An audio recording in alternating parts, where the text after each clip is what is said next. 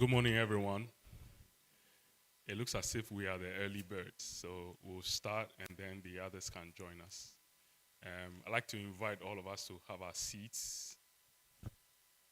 If you can please take your seats so that we can start. Okay, so today is the last day of our conference. So soon we've come to the end, but there are still a lot more things to glean from, and a lot more people to hear from. And I'm sure we are not going to leave here the same. Rather, we'll think about interesting ways of handling things as they come. This morning, we would have the welcome remarks given by Professor Felix Ankoma Asante. He's the Pro Vice Chancellor for Research, Innovation and Development here at the University of Ghana.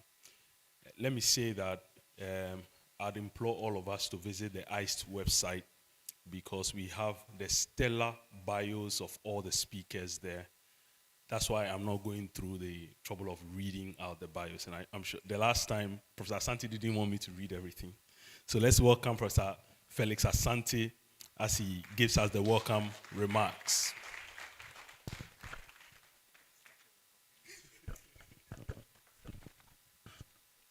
Thank you very much. Distinguished guests, esteemed colleagues, partners and friends of evidence, ladies and gentlemen, good morning once again. On behalf of the University of Ghana, and particularly my office, the Office of Research, Innovation and Development, it is my honor and pleasure to welcome you to this final day of the 8th Evidence to Action Conference. As Ghana's premier university and a long-standing champion of rigorous research and inclusive dialogue, we are proud to be associated with this important convening. You cannot come to University of Ghana campus and live like that.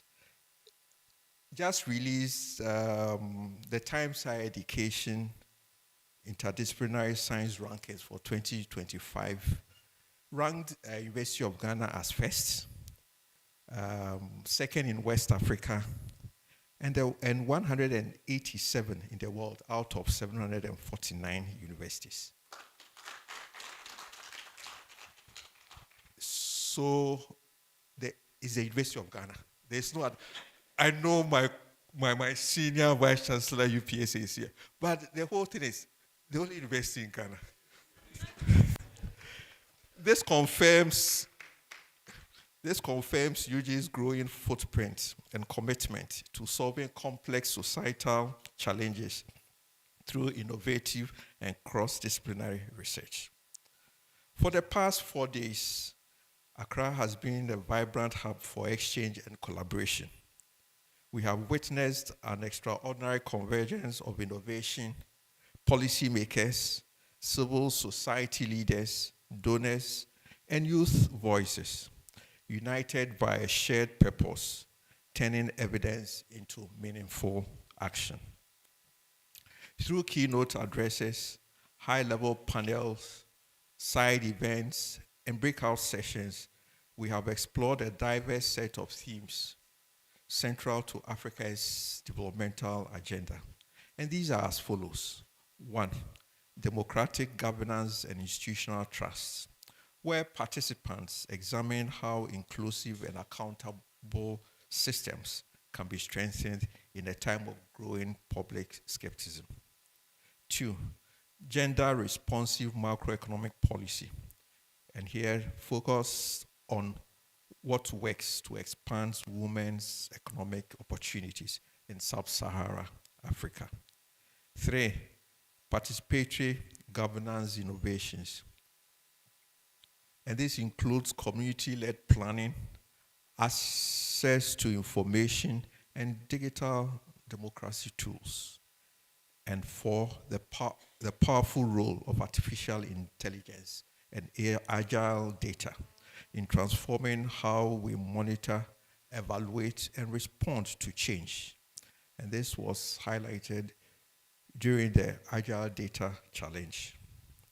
Let me take a moment to thank and commend the International Center for Evaluation and Development, ICE, for their visionary leadership in convening this conference, and to recognize our own, very own Institute of Statistical Social Economic Research, ISA, which continues to provide thought leadership in policy relevance research and training in Ghana and in the sub-region. This year's theme, Advancing Participatory Governance and Sustainable Development, has resonated strongly across sessions, and I'm confident that the knowledge, tools, and networks forged here will be sustained beyond today. As we gather for this final day, I encourage all of us to think not just about what has been discussed, but also about what next. How can we strengthen the bridge between data and decisions? How do we localize learning and scale successful models? And how do we ensure that the voices of women, youth, and the marginalized communities are not just heard, but prioritized in governance? As a university, we reaffirm our commitment to being an engine of evidence generation and use. We stand ready to continue working with ICE, development partners, and all of you here to ensure that the knowledge we produce shapes the just, inclusive, and prosperous future we all envision. Thank you once again for your presence and commitment. Let us make today another day of purpose, partnership, and progress. Thank you and welcome once again.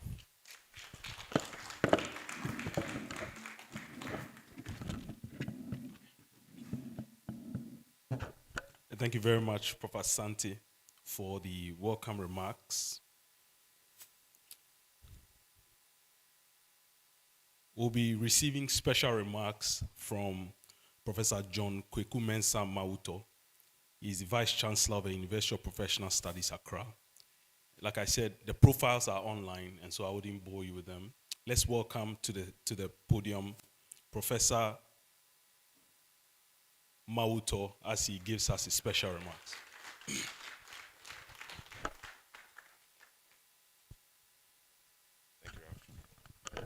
Thank you, Ralph. The chair, our distinguished guest, participant of this special conference, esteemed colleagues, ladies and gentlemen, and my cherished Pro-Vice Chancellor. I'm very happy and humbled to be part of this conference. But before I proceed, let me acknowledge the statement made by our Pro-Vice Chancellor. Indeed, as a Christian, my Bible tells me that a servant cannot be greater than his master. I confess that we are all products of Eugene, and even UPSA is a fraction of Eugene. We were mentored by Eugene, and Eugene is our pride. And it is not weakness to admit the truth.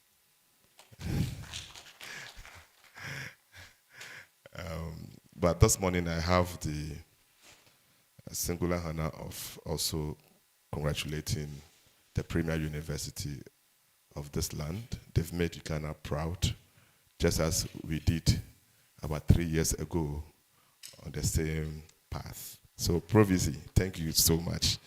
And let me also acknowledge the Vice Chancellor, my very good friend, and for the good work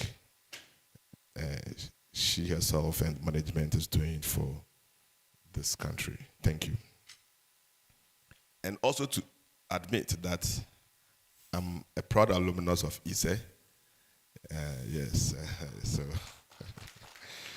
yeah. So to begin with, just a short remark. Let's all admit that governance, and at its core, is just not about power, but responsibility and how it is exercised. And indeed, in every governance, participation must go a step further, and it demands that decision-making is not reserved for just the privileged few, but rather inclusive, transparent, and reflective of the will and wisdom of the people. Indeed, across the entire African continent, we are witnessing quite some revolution, which we know. Civil society is awakening, the youths are demanding accountability, women are raising their voices, digital tools are breaking down the traditional barriers between rulers and the ruled. Thus, colleagues, is what we call participatory governance in motion. Now, why does participation matter? One could easily say that no nation can achieve sustainable development economically, socially, or environmentally without the active inclusion of its citizens in governance processes. Development that is not owned by the people is fragile, and indeed is like a tree without roots, quote and unquote. When citizens are engaged in shaping public policies, when local communities are empowered to hold leaders accountable, and when marginalized groups are given space to contribute, we not only strengthen our democracies, but rather we deepen our development and get an environment where we can easily describe our sustainable development. Indeed, we have been talking about development for a while, but theory has shaped and taught us that it's not just about development, because you can develop today. If it's not sustainable, it will be destroyed tomorrow. So, since 1987, Brundtland report indeed described and educated the world on why sustainable development. And let me quote, development that meets the needs of the present without compromising the ability of future generations to meet their needs is what we call sustainable development. Very, very important. And here, development is always sustained. He described it to hinge on three interdependent pillars: economic sustainability, social sustainability, environmental sustainability. In context, sustainable development must integrate governance and institutional development, peace and security, cultural relevance, and community participation.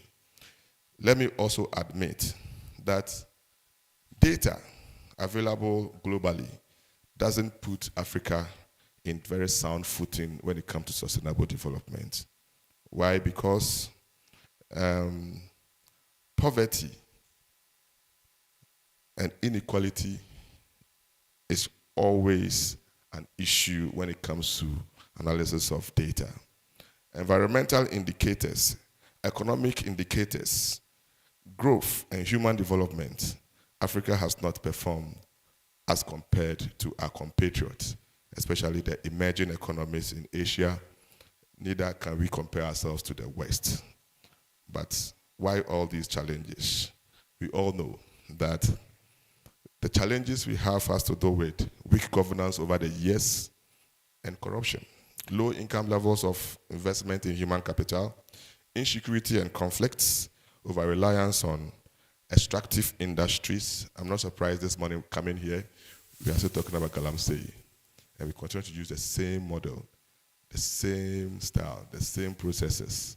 And one of our senior, I would say, senior government experts have come out to advise government to deploy the military in such areas, in the Galamsey areas, which we have used before. So should it be the same thing we are reinventing? The answer is no. We need to take a second look at the strategies we deploy. Limited regional integration. Till date, West Africa, ECOWAS has not been able to fulfill its mandate to use single currency among, which we know will strengthen trade in our part of the world. but we are still struggling to do that. We started before the EU even thought of implementing the euro. We are still struggling to achieve that. There's sustainability concerns, and data reveals that over 25 African countries are at risk or in debt distress, and this is IMF report 2024. Now, in conclusion, let me admit that this conference comes in handy.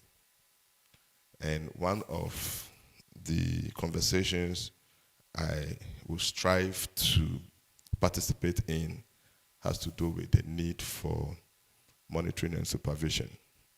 As a leader of a university, I have acknowledged that due to cultural practices and beliefs, one of the most important frameworks we need when it comes to sustainable development is monitoring and supervision.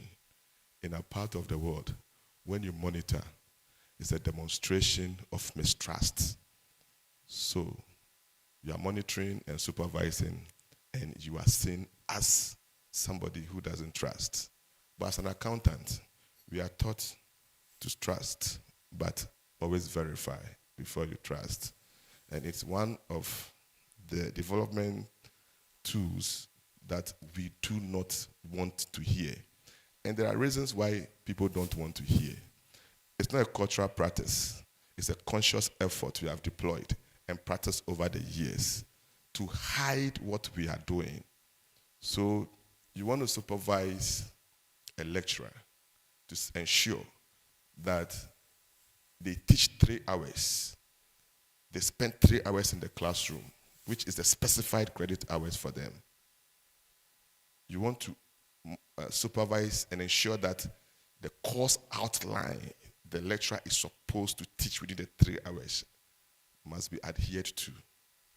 The next moment, the lecturer cries the absence of academic freedom.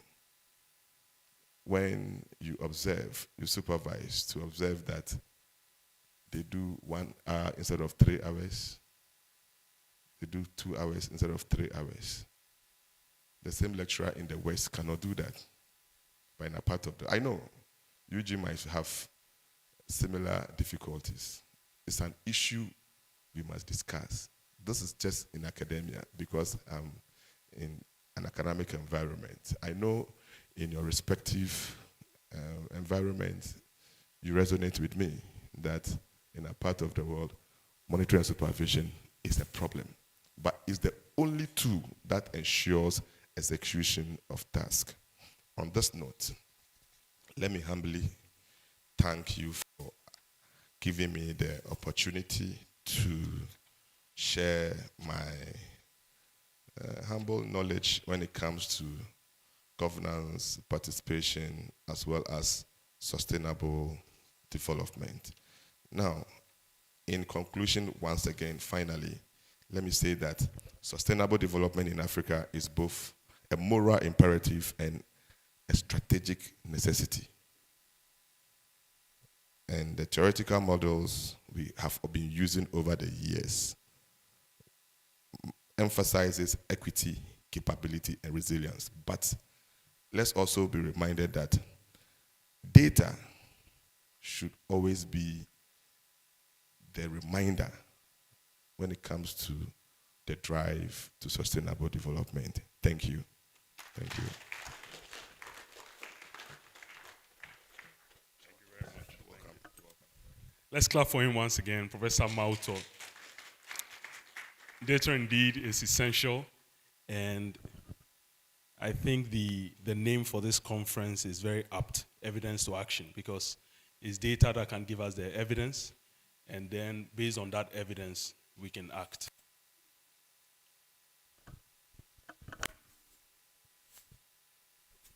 All right, so we will go straight to our first roundtable, and the topic is the intersection of traditional structures and parliamentary systems in participatory governance.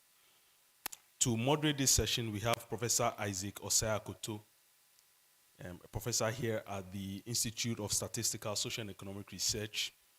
Let's welcome him with a clap. He would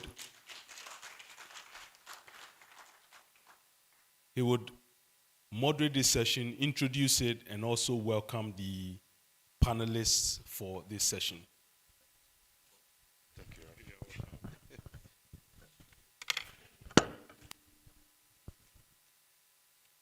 Good morning once again, and thank you very much for coming.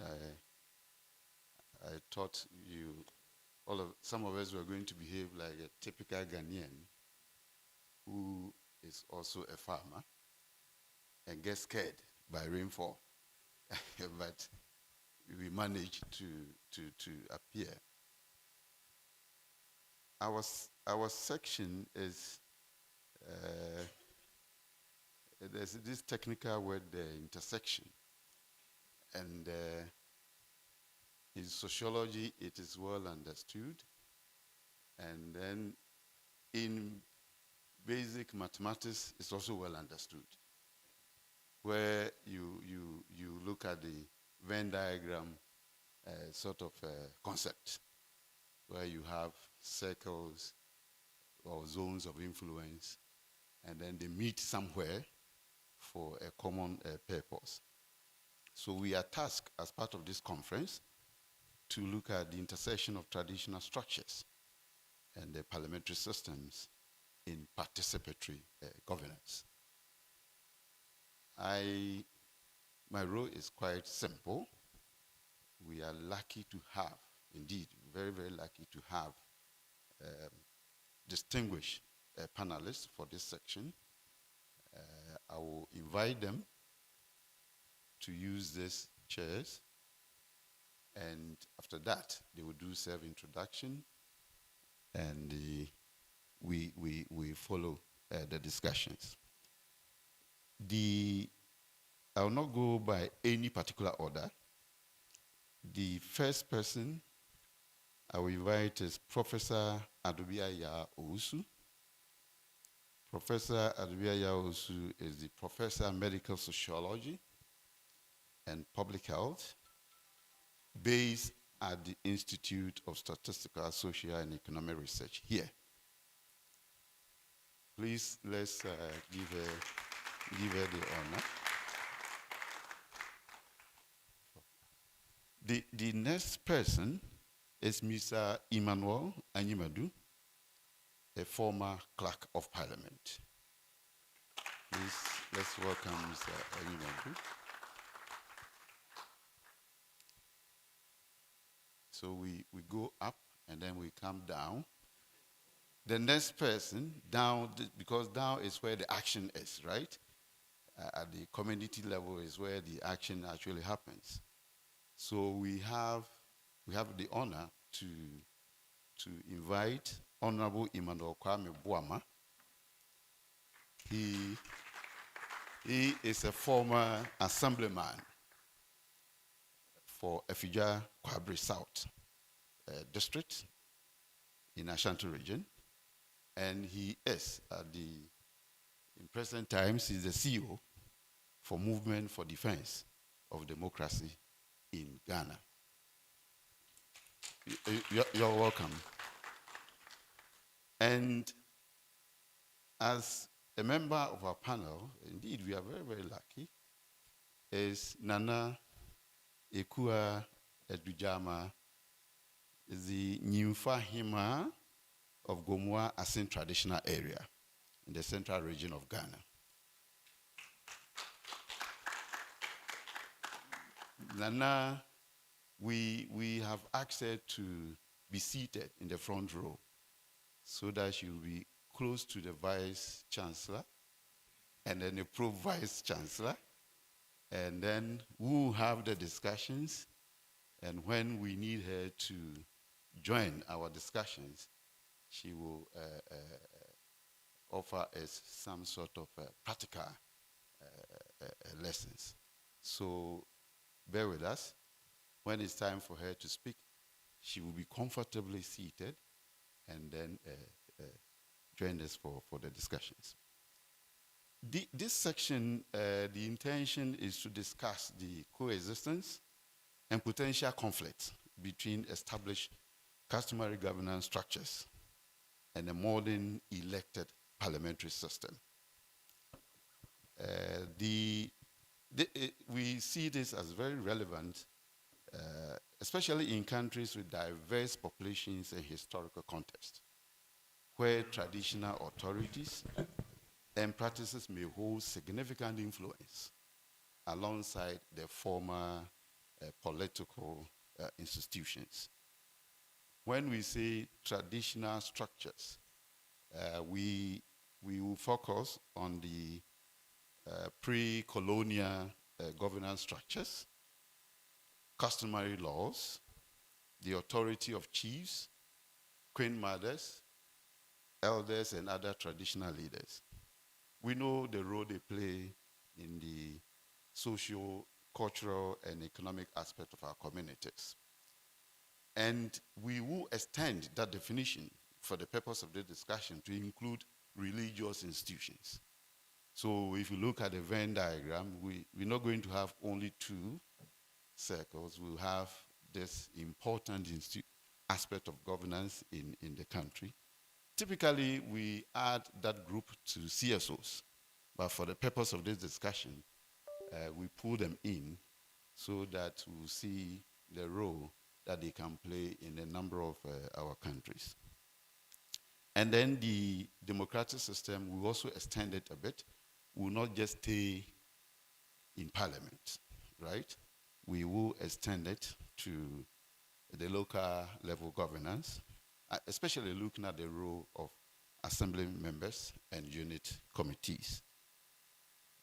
With this introduction, I will give the floor to our distinguished panelists to briefly extend my introduction and then relate to the topic that we're going to discuss. So I will start from Honorable, they are both Emmanuel, so I'll skip the Emmanuel and say Honorable Buama.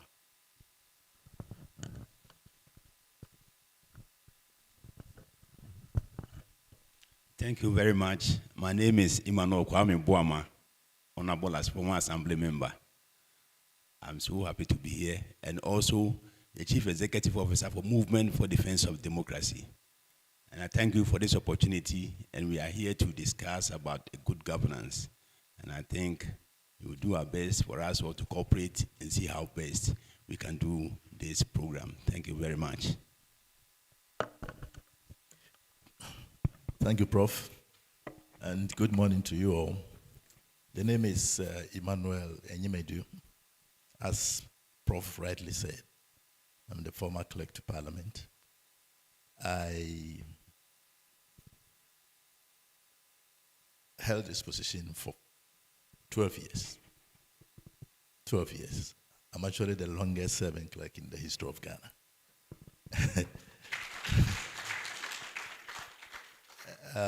This topic is dear to my heart because it's about two systems that we cherish in this country. Chieftaincy or traditional system, and then the parliamentary system or the democratic system. They are very important. And we see where they intersect. And at the intersection, what are we supposed to do? Where they part ways, what are we supposed to do? I think we are all here to do justice to this topic. Thank you so much. Maybe, Reverend, before you come, I want to highlight even your previous work. Before he became Clerk of Parliament, he served as the committee clerk to the Consultative Assembly that formulated the 1992 Constitution of Ghana. And I think it's very important that you raise it so that when we want to intersect these systems, you can chip in a lot of things for us. Thank you.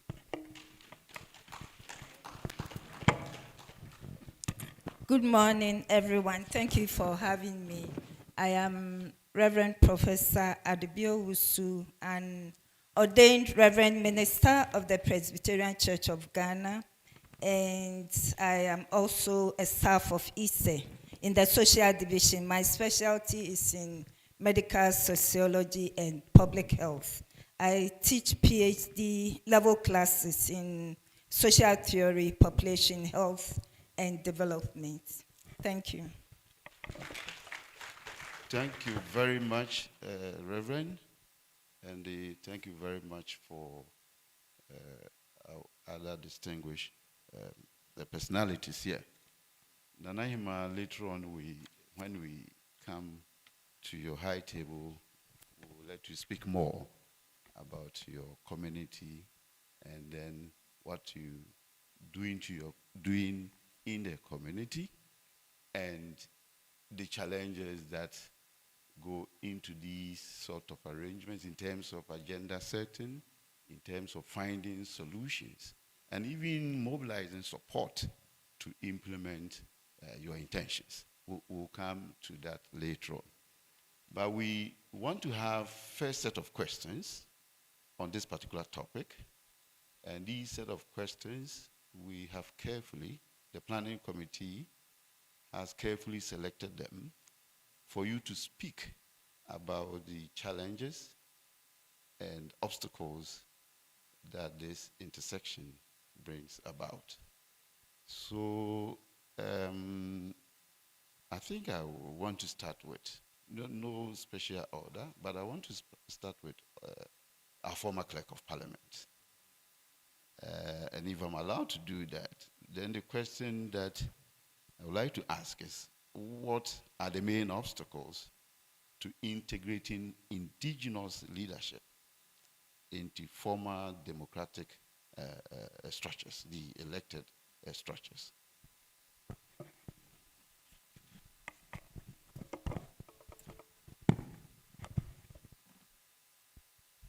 Thank you, Prof.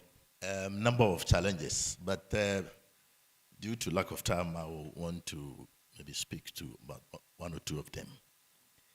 I see the main obstacle to be the fundamental differences of, or in how power, legitimacy, and then accountability are understood within the two systems.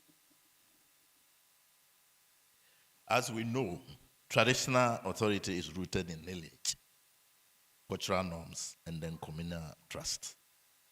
But the modern democratic governance is based on elections, constitutions, and formal laws. So when these different views,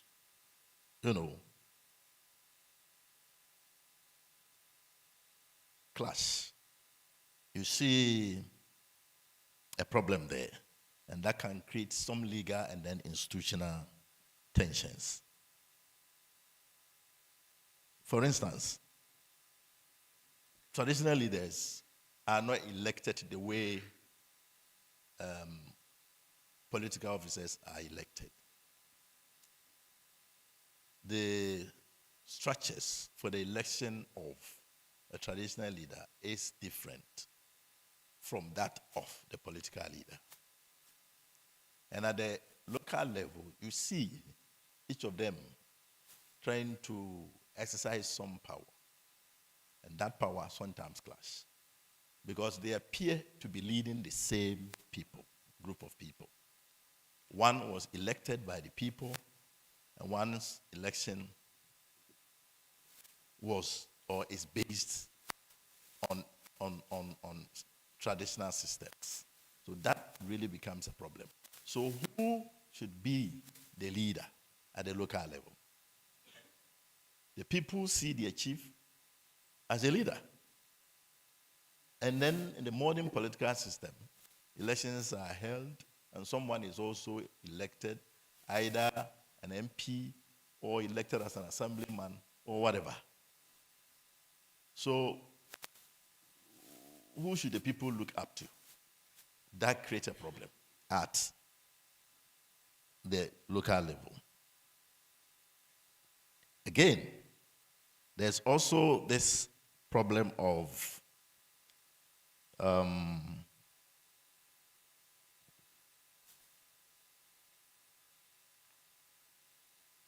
the level of the district assembly, the chiefs are there. There are people who influence society, but they are not formally part of the system. Even though informally you find them there, but the role they play there is informal, maybe advisory. They are consulted too. I mean, during the appointment of assembly members, that is consultation. But they are really not given the opportunity to do the selection. These are local people.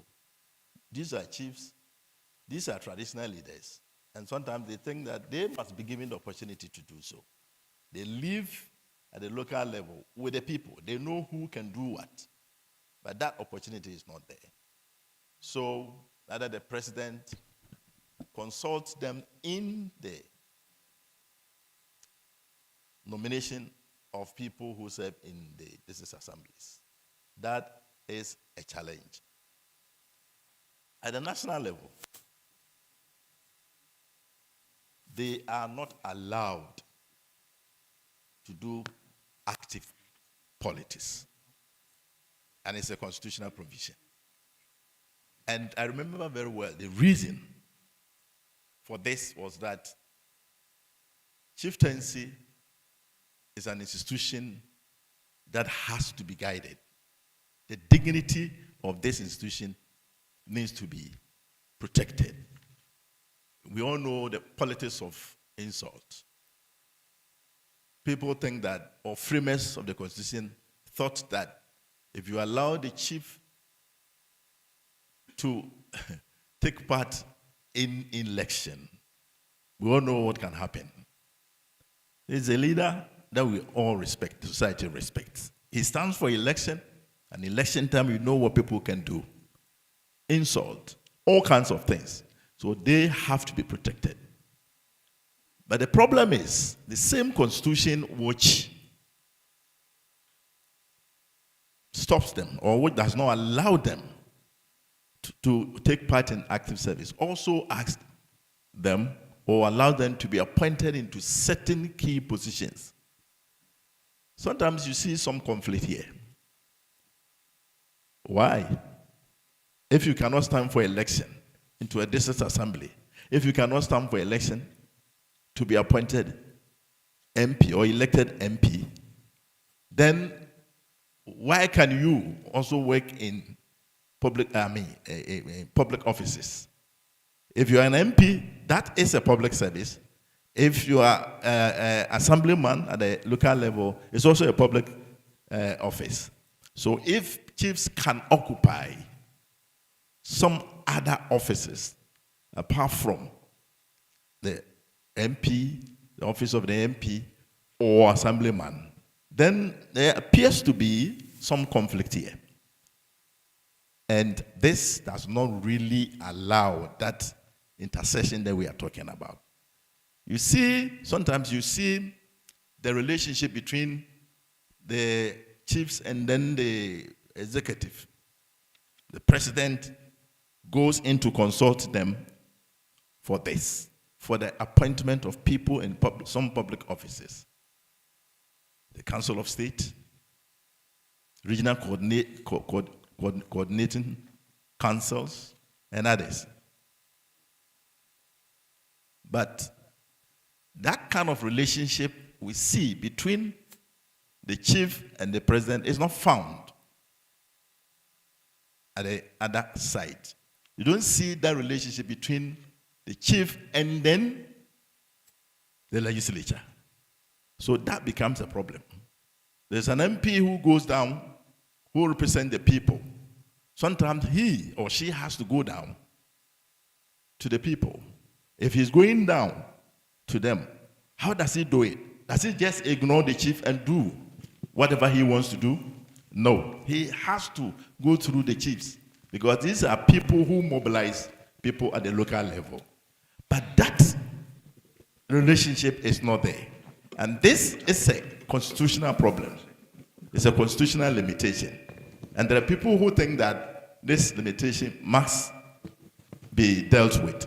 Some arguing that the provisions that stop chiefs from presenting themselves for election to parliament or into some public offices must be repealed.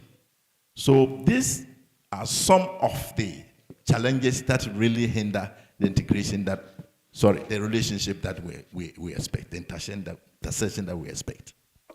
Thank you very much, Mr. Enyimadu. Indeed, I will have a follow-up question, but not now, on that particular issue. And maybe you go a bit deeper into the nature of authority that we should give to the traditional sort of structures into our legislative sort of arrangement, if there's a need to sort of make any changes or not. But at this stage, I want to go to Honorable Boama. And you know that decentralization, the main aim is to devolve power and resources to local government units for development purposes. And you have been close. In fact, you are still close to the people. We want your thoughts about this concept of decentralization. Is it really empowering or limiting the local, as you speak in the traditional government structures, to participate in decision-making processes at the local level? Okay, thank you, Prof. And then as a teacher, I will say why. Thank you very much. The decentralization policy, we all know, is a very conceptual policy that need to encourage in every participant to move in the direction of development of our country or whatever, the continent or so on.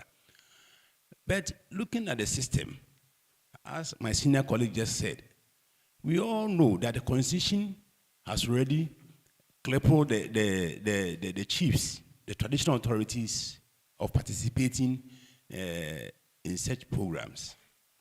Let me say the partisan politics. But looking at the system, for instance, we need the local government should do orientation, at least to the chiefs, the traditional leaders, and the assembly, so that there will be a unity among them, despite that they don't contribute much on decision-making of the assembly. Because there will be a contract in the assembly, and the assembly, even the assembly member may not be aware of the contract. And the chiefs may not be aware of the contractor or the agreement of the whole thing. And then you are there and somebody will come. Me a contract, I'm a contract. So assembly member, this is a letter for you to give me accommodation and where I can pack my equipment. The actual contract form, the details of the contract will not be related to the assemblyman or the chiefs in there. So the contractor will come and then do whatever he wants and go away without any power to question the contractor. So if some powers have been given to the traditional authorities to come to the assembly, at least to listen to the budget system, how the contract has been deployed, what is coming to your area, and how best you can also complement the assembly member to foster unity or foster some power to bring the project to the community, all becomes another problem. So this sensitization that we are all talking about is a very good thing that we are saying, but we need some technical hitches that we need to repair. For instance, an assembly member and the contractor is working in your area, and we don't have any power to control the system. What will be the outcome of it? So the only thing that we can also say that the centralization is not helping the system. That's how it's supposed to be. We need to educate the people.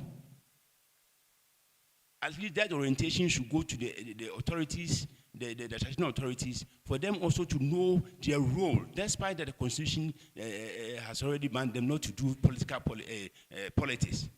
But they have a role to play. So not talk much. I will just say that we are all looking for the local government to amend some laws in the constitution, the constitutional commission that has been set up to look at this particular problem and then solve it so that the system will work and work perfectly. And thank you very much. Thank you so much, Honorable. Thank you so much, Honorable Buama. I thought that these days they have some allowance for people to go to the assembly meetings, right?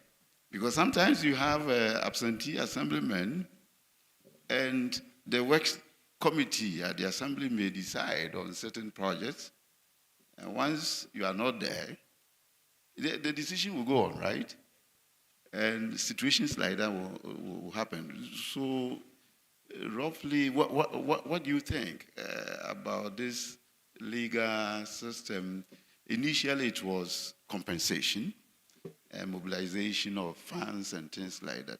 Beyond that, what do you think should be done to sort of give the assembly members power? I know you go beyond sort of fiscal development. Sometimes you even handle marital issues and all other things.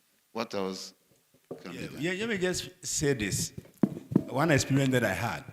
There may be a time whereby, for instance, in my village, we do monthly funerals.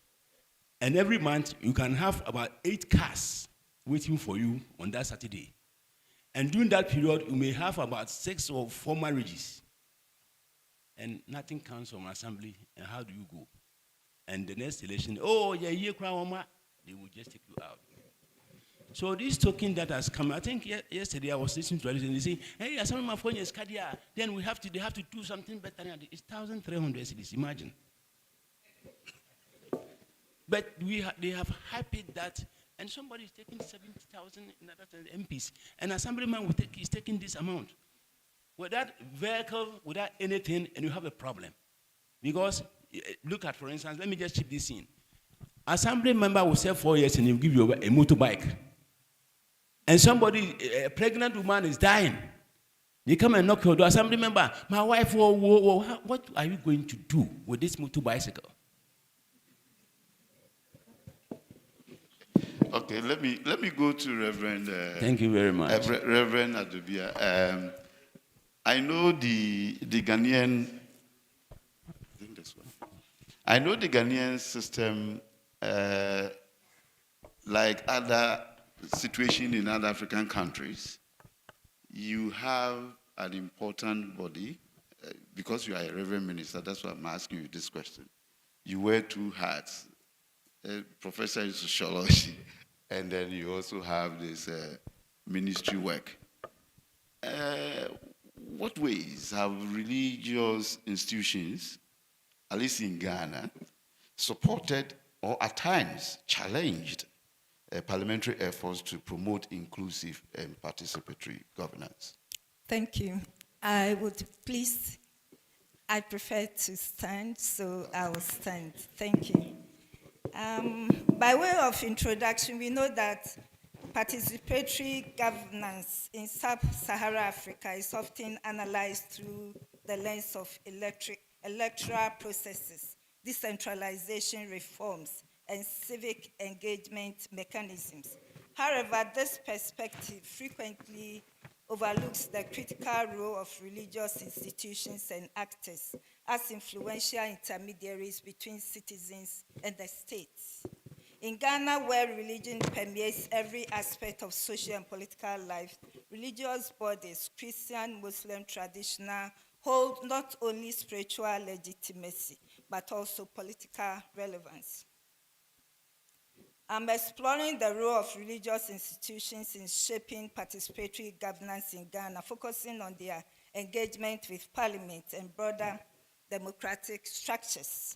This explanation will draw attention to how traditional religious authorities influence public policy, amplify citizens' voices, and mediate between the state and society. Now, at the background, we know that Ghana is constitutionally a secular state. Yet over 95% of its population identify with a religion. The state and religious institutions have historically operated in parallel but overlapping spheres. Religious leaders have served not just as spiritual guides, but also as community leaders, as mediators, as watchdogs, and policy influencers. I'm concentrating on efforts of religious institutions in Ghana in promoting inclusive and participatory governance. And under that, I look at the embeddedness of religious actors in formal governance. A striking example of the embeddedness of religious actors in formal governance is in the composition of Ghana's Council of State. Over the last 3 administrations, this key advisory body to the President of Ghana has been chaired by religious leaders. Several examples of Council of State members during this Fourth Republic have had strong religious backgrounds or held leadership roles in religious institutions. These are a few notable examples. We have one, Right Reverend Professor Emmanuel Asante Entry. He is a former presiding bishop of the Methodist Church of Ghana, and he served on the Council of State during President John Ejekum Kufuor's administration. He's known for his advocacy on moral governance and national ethics. Then we have somebody like Reverend Dr. Anyanim Bwadun, founder of the Jesus Generation Ministries. He's been actively involved in political education and democratic governance through religious platforms. We have my own Reverend Professor Emmanuel Mate, who of the Presbyterian Church of Ghana, who was an avid commentator on governmental issues. These days, they wonder why he's not talking, but in our Presbyterian system, because he's no longer the head of the church, the person to more actively engage the state is the moderator, the acting moderator. Another example is Nene Drolo Boso Adamite I. He's the paramount chief of the SE in the Greater Accra, and he's also known as Dr. Kingsley Fletcher. He's a Christian minister and an international speaker, and he's currently been elected as a regional representative of the Council of State. Then we have Archbishop Charles Gabriel Palmer Buckle of the Catholic Church. While not confirmed as a Council of State member, he has chaired national governance lectures and been influential in civic discourse. These individuals have contributed not only through spiritual leadership, but also by shaping national policy, promoting peace, and offering moral counsel to Ghana's presidents. These appointments reflect the state's recognition of religious leaders' ability to command respect across political divides, offering nonpartisan guidance in complex policy domains. Another important example is the role of Ghana's National Peace Council, whose leaders and chairpersons and other key members have traditionally been religious leaders. And examples are, in this Fourth Republic, we have Most Reverend Emmanuel Asante, who was a past chairperson, and he served for about 10 years, from 2011 to 2020.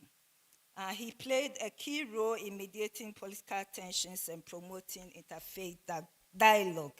Then we have the immediate past chairperson of the National Peace Council, the Reverend Dr. Ernest Edujamfi of the Assemblies of God Church. He's known for his leadership within the Christian Council of Ghana, and he continued efforts in electoral peace building and community reconciliation.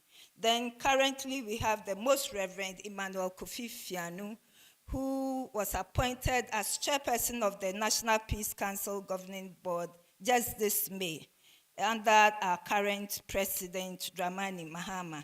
And he leads a 13-member board tasked with fostering trust and preventing conflicts nationwide.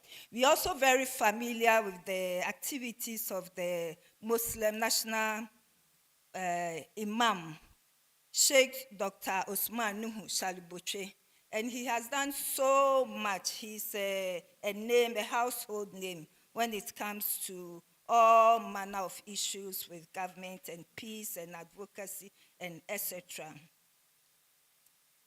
These chairpersons have worked alongside religious leaders, traditional authorities, civil society to uphold peace, especially during elections and regional disputes. Then I look at the role of religious institutions in participatory governance.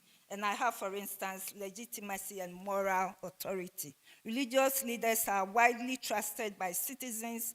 This trust translates into moral authority and the legitimization of challenge state actions. In areas where parliament and local government struggle with reach or credibility, religious actors serve as proxies for citizens' voice, offering feedback loop between communities and government. Then we have also played a lot of policy influence and advocacy. Faith-based organizations such as the Christian Council, the Catholic Bishops' Conference, the Ghana Pentecostal Council, Office of the Chief Imam, the Ahmadiyya Muslim Mission, etc., routinely issue policy statements that engage with parliamentary committees and mobilize their followers around governance issues, such as corruption, healthcare, education reform, and gender equality. We are familiar with the recent Catholic Bishop Conference engagement with President Mahama on Galamsey. And then both Christian and Muslim leaders engaged our former President Akufo-Addo on the LGBTQ++, etc., as examples. Then there's also mediation and conflict resolution efforts that these institutions do. Just last Tuesday, this week, I attended the Ghana Catholic Bishops' Conference who held a national forum on the Sahel Peace Initiative to present research, engage key stakeholders, including members of parliament and the executive body, to discuss youth unemployment and its consequences for peace and related matters in the West African region. Also, religious bodies often engage the two main political parties ahead of our national presidential and parliamentary elections, and they always emphasize no conflict. So there are several things that they do, including community-level participation structures. When we had COVID-19, for instance, the relief was passed through the churches because they were known to be free and fair, non-aligned, etc. We also do prayer support for civic and governance activities. So these are some of the things that we do as religious institutions. Some Christian groups pray monthly. There are Glow Women's movement to support the government. Just recently, we had the National Prayer Day, and we believe that prayer works and support us in all we do. Thank you. I know that was coming. And Reverend, he was going to give a quotation, I guess. A quotation, if you want me to. But no, it will come. It will come, Reverend. Maybe let me come back to Mr. Anyimadu. On the recognition of traditional authority for elected parliamentary system, I know in this room, I have one or two friends here who think that there should be zero participation of the traditional system. That indeed our system, if you look at Professor Nukunye's book on tradition and change, he argues strongly that the traditional structures drive the change. And some people think that they have done enough, they should allow the system to work. Otherwise, there are certain elements, there are certain values in the traditional system which will always conflict the modern system that we have. With your experience, I know you have the Constitution, you were part in the room when it was written, and you've worked with it for several years. What is your take on that? Key values and principles of indigenous leadership systems that we can still bring on board to perhaps ensure transparency accountability, and responsiveness of both the traditional and modern governance structures. Yes, if we are talking about good governance, these are the tenets, the principles of good governance. These values, traditional values that you spoke about, are values that democratic systems also talk about. Now, if we have people who are well versed in these things, who respect these values in the society, why don't you allow them also to come in and do their part? It's always better to be part of the system rather than to stay far from the system and think that you can influence. So I personally think that these values that are cherished by a traditional system should be incorporated into the modern system. Fine. And we need people who really operate or who understand these values very well also to be there and to guide. So if we say that they should stay away, then what are we talking about? If you go back to 1969 and 79 Constitution, you can see that there was a provision for chiefs. Chiefs to be elected, about 30% of them to be elected into the House. Now it is not there. The 1992 Constitution doesn't have that. You see, rather they are called upon to advise. But you put advice across to somebody. The person is not enjoined. He is not forced to take your advice. He can listen to you all right and say, "Me panameye." Right?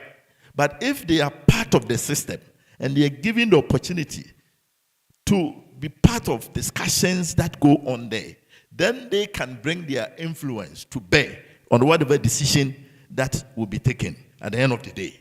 So personally, I think that the chiefs must be given the opportunity, because already I see a conflict in the Constitution. One breath, you can be there. Another breath, you can be appointed to hold other positions. These are all public service positions that we are talking about. So you can be here, but you cannot be there. So I think that these values are very important. The values that you spoke about. Go to the local level. That communal spirit is there. Consensus building is there. These are values of our traditional system. And let's take Parliament, for example. If they're doing a discussion in the House, we expect that there will be that consensus building.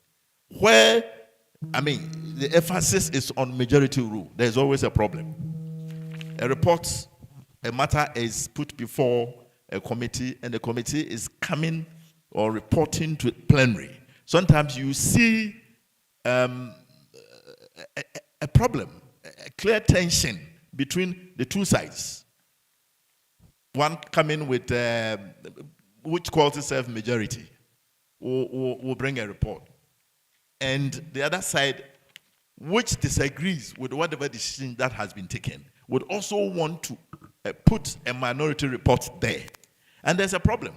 But on issues where there's consensus, you see that is good and everybody is supporting it. You see? So that when it comes to responsibility, it's collective, it's shared responsibility.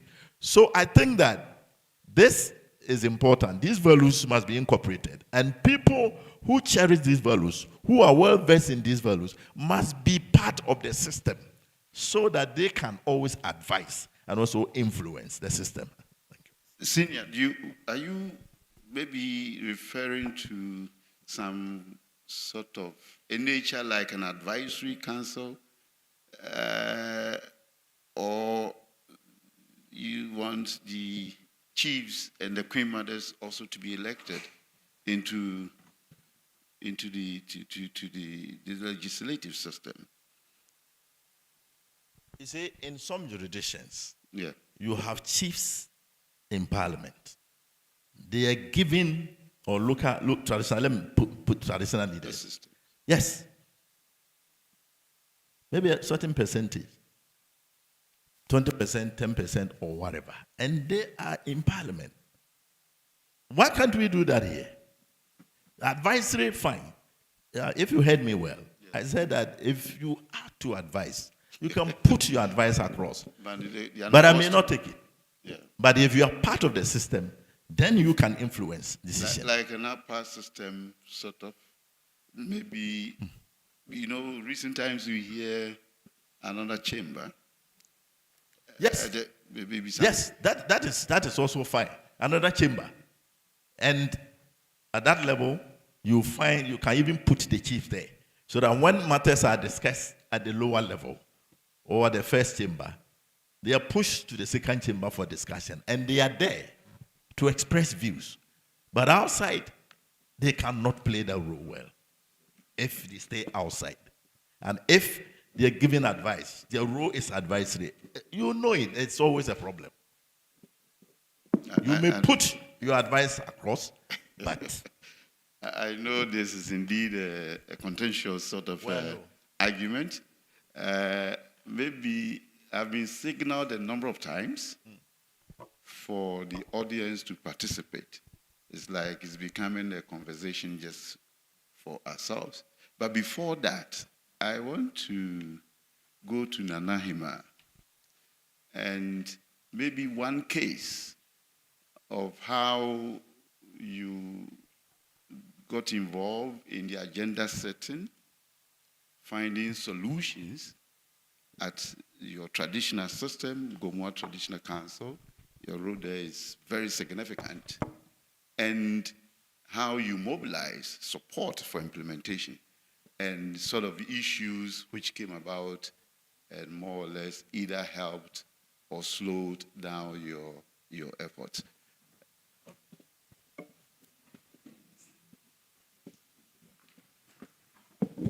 Okay.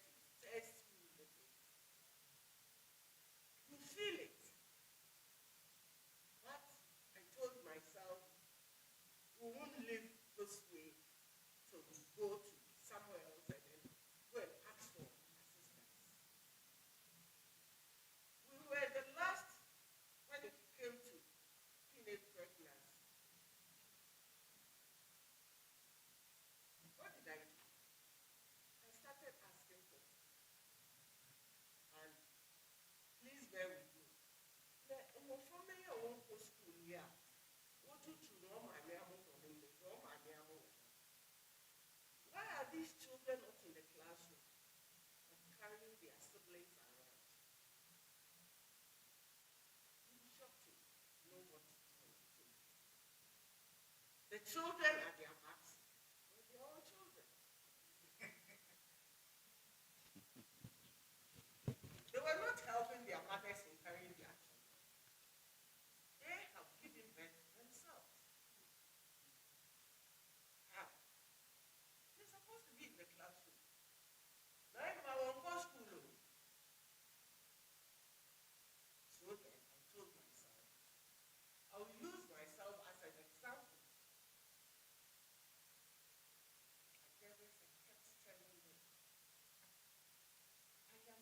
Here because what? But I'm here because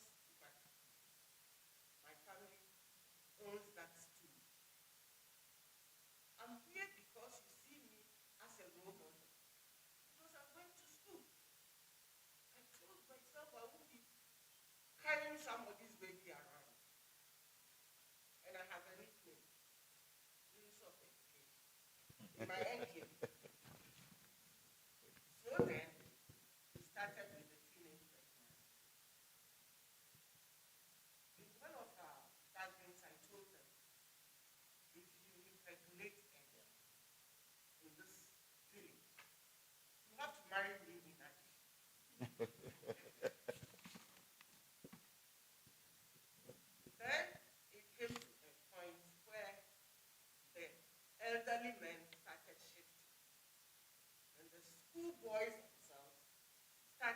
impregnating their own classmates. What do I do? I told them, we will not sit down for you, the boys, to impregnate these girls, leave them in these villages, and then you go to Accra, continue your education. You don't even come back to see what happened to what you did to that girl. So now you impregnated. You all live here. You all school here. You will stop schooling, look for a job, and then take care of the pregnancy. Already the mothers have more than enough children on their hands. So you go out one room. You have mother, father, children, all in there. Then you come and add up. You being a boy, oh, one more go school. One more go. Then you leave the poor girls there. No. You impregnated. You all stay here. You look for a job. Take care of the pregnancy. And then you marry her at the right age. I am proud to tell you all that it has worked.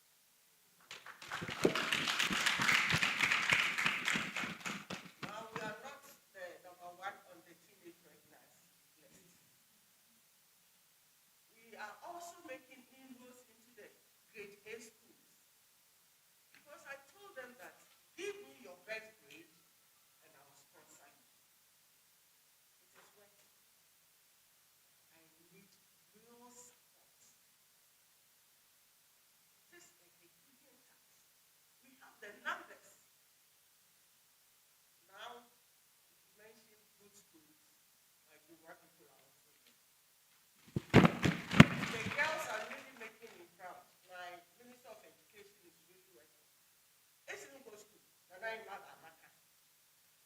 Then the right to go to school. But my efforts is not enough.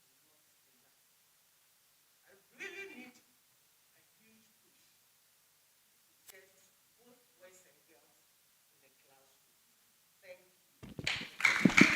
So, Prof, let me also throw this question back.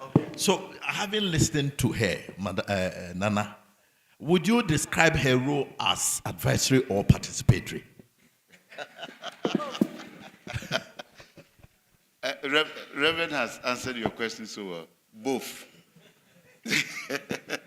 So at this point, I would like to get inputs from.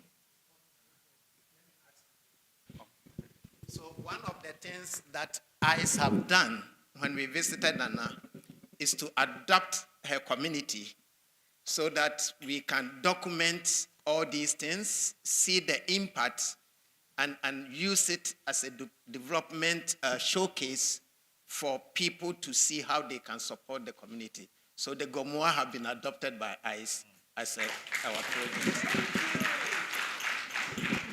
Thank you so much for the adoption, and I believe it will go with all the other benefits, right?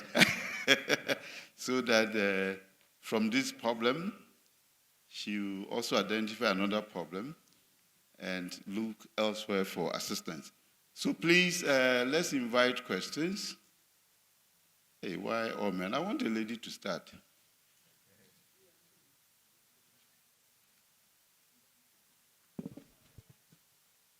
Okay, I will come to my good friend. I don't know where he stands on zero participation of traditional systems or written laws in the traditional system. So let me go to the right, and then I will come back to you, Paul.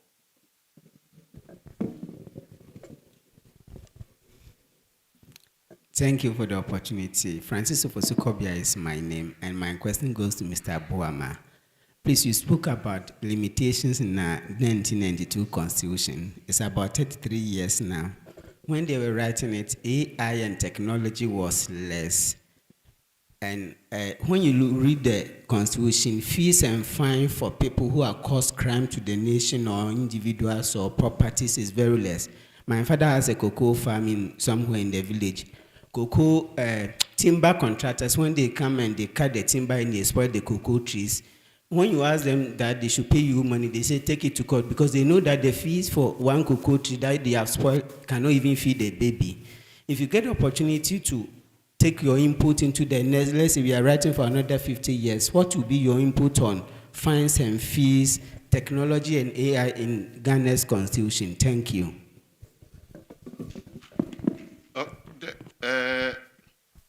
Paul, I will come to you. My director is signaling me for a question, right? So that I will still keep my office for at least 6 months.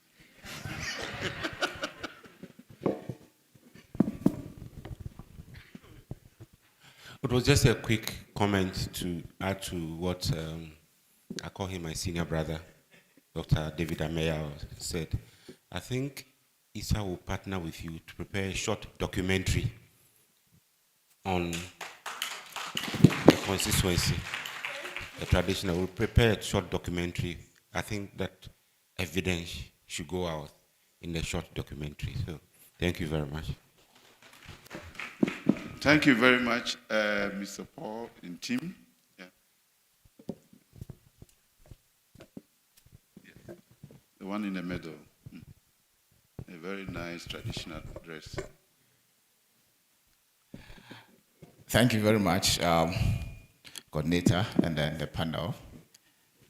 I think the issues raised very interesting. There are a lot of questions that I'll submit. The first one, you're talking of Mr. Nyemedu, my senior brother, the intercession. Chiefs cannot actively participate in the electoral process, but they can be appointed to board membership or chairmanship that we know historically we have them. The question in that context is, are these people appointed because of the position as chief or their professional capacity to serve in that public office? That is one. That's an academicians can help. Now, coming to still intercession, with respect to the role of the chiefs or traditional leaders and that of the governance, we come to the democracy that we are practicing. It borders mostly on accountability, assignment and accountability. But we have a traditional system that historically, the accountability system was very good. But over time, the accountability system between the chief and the subjects seems to be eroding. Except that even family lands, chiefs cannot account for family lands to the family he belongs to, the family he emerged to become the chief in that community. So you go to most of our communities, the chiefs are fighting with their own family members. Can't talk of, the town members. So issue of accountability in terms of leadership has changed over time. So if the public is demanding democratically elected MPs and DCs or assembly members to account for, they can't go to the chief or the paramount chief or whoever and demand the same question. So that is a gray area we need to work on. Now, coming to CSOs and religious participation, active or not active. The question I want to raise is that in terms of religious concerns in governance, what I've seen is that we have a lot of biases. Which religious body or individual is talking? Which executive is listening? So if the Catholic Bishop Conference is speaking, compared to maybe Christo Asafo speaking, who listens to who? If Pentecostal Council leadership is speaking, compared to maybe SDA Union executive speaking, who listens to who?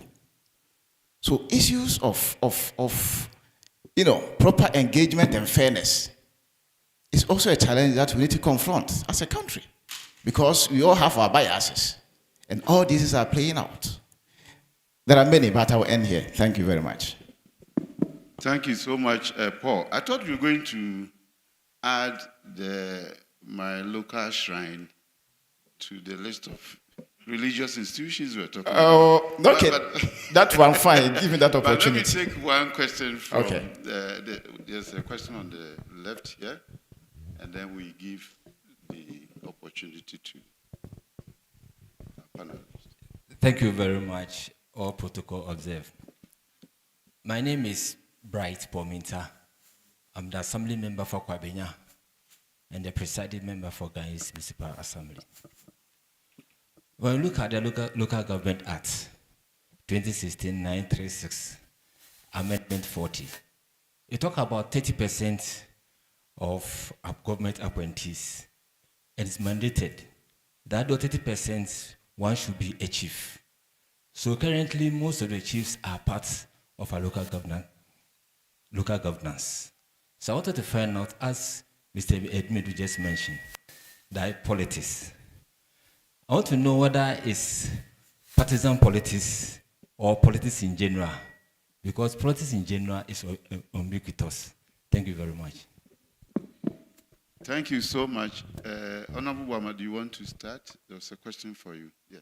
Thank you very much. We are all aware that the Constitution during that time, when it was being drawn, we were all having feelings that, no, what is it we're going to do with the Constitution and everything? And I remember even most of our elders even withdrawn from the Constitutive Assembly. And let me be emphatically here that that time we all know that the system, the military government had ruled for so long. So we want every possible means to get the that particular regime out. So to me, as I can say, the Constitution was right drawn, and we accepted it. And since I think His Excellency President Comfort time, we have tried to to modify it or to change it, but up to now we haven't done it.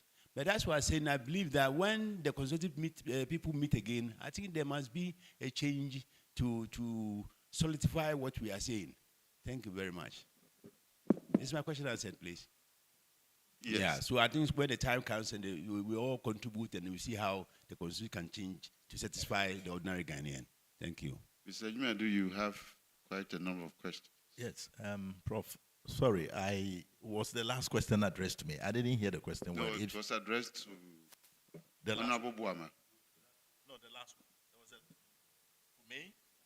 Okay, if you can repeat the question. That one is the number game, that the 30% of the assembly members should be appointed by government.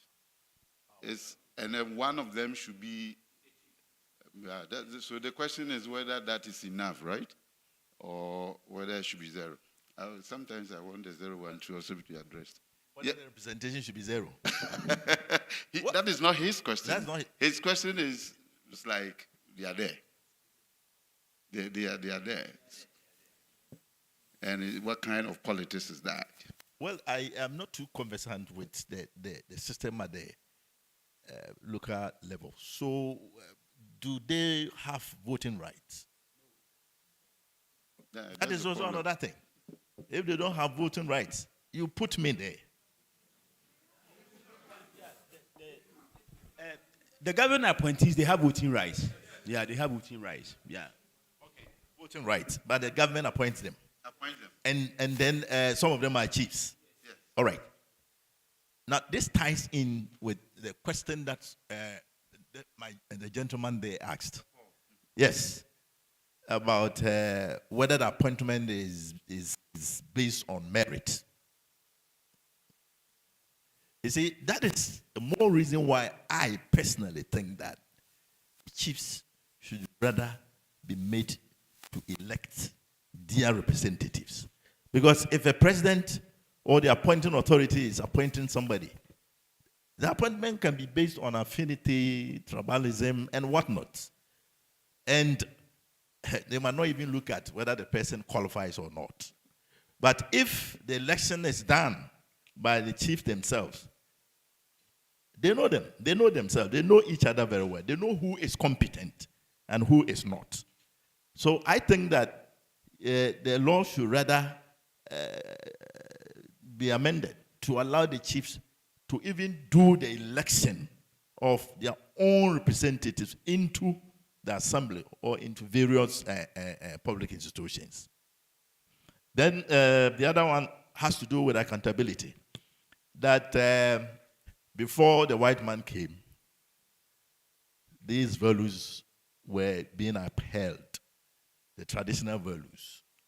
These days, they appear to be eroding. And you made mention of accountability in particular. That is very unfortunate. That really is very unfortunate. And the fact that the chiefs are not doing what is right does not mean that the values are not important. They are really important. And we have to find a way of, integrating them into the modern system. You see, those days, you dare not if you're a chief. Before we came up here, I had a chat with Nana, and I was talking about some of these values, about the knowledge that our traditional rulers have, which can also be translated into the modern system. And I said, somebody, a young person, could even be appointed a chief, very young. But once he's made a chief, he's considered as somebody with knowledge. Why? Because they will sit him or her down. They'll groom him. They'll quarantine him or her, and they'll teach him or her custom, what is supposed to do, what is supposed not to do. Nana said, these days it's not there. So I was asking, what has really led to this? Is it the modern system of governance that has influenced the traditional one? But this is the system that we knew before this modern one came. So we must strengthen that. So any value that can strengthen the modern one, traditional values that can strengthen the modern one, must be incorporated, must be adopted, notwithstanding the fact that chiefs are not doing what is expected.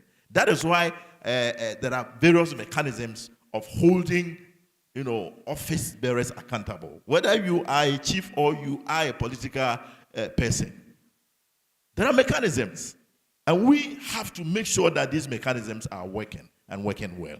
Thank you. Thank you.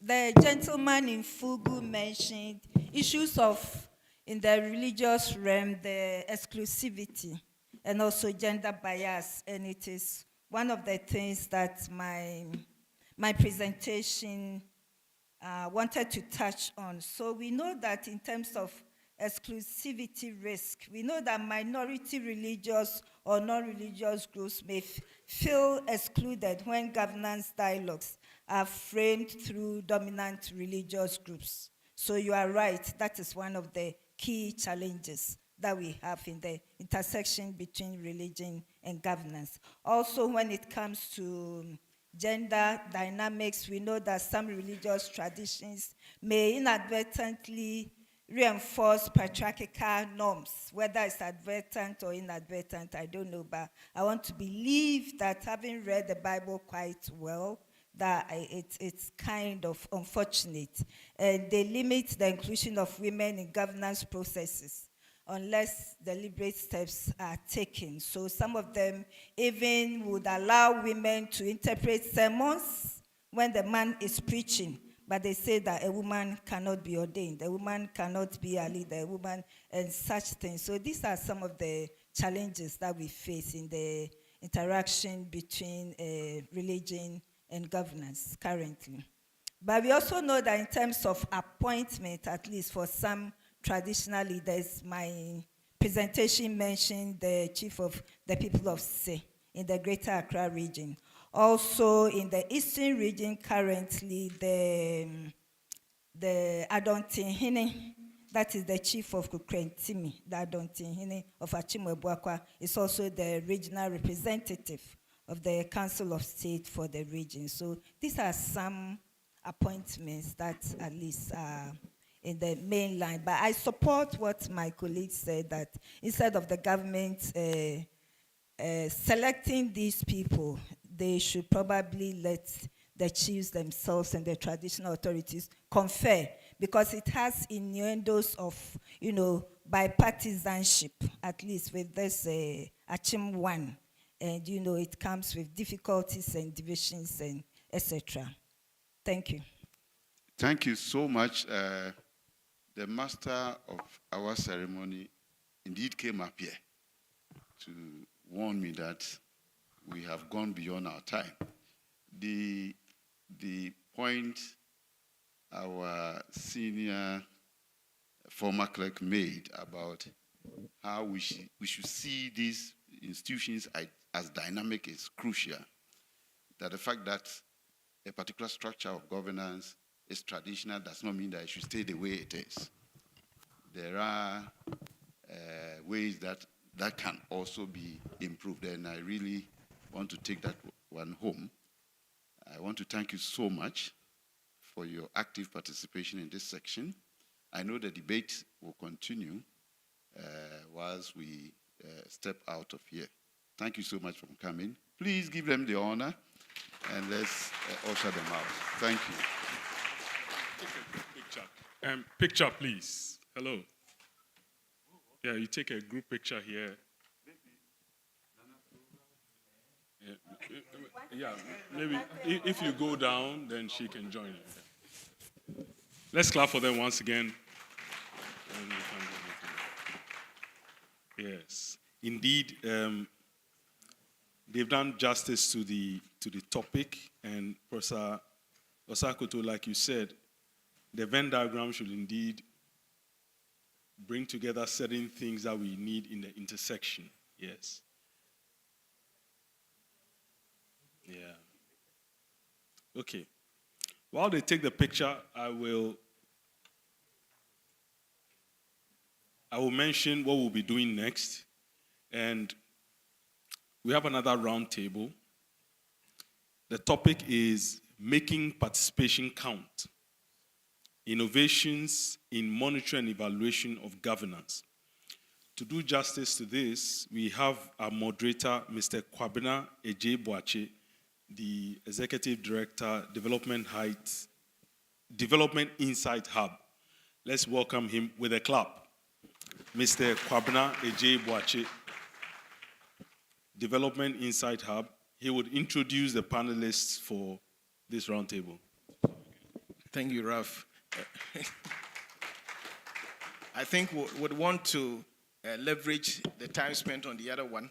So I'll quickly invite the panelists so that when I look at on the schedule, I have 5 minutes to give the short introduction. So our panelists, we have 2 distinguished panelists to do justice to this topic.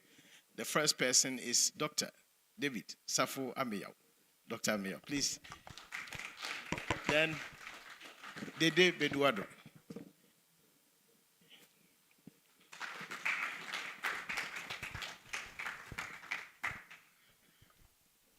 You agree with me that if you listen very well to what I discuss, even from the day that this conference started up to today,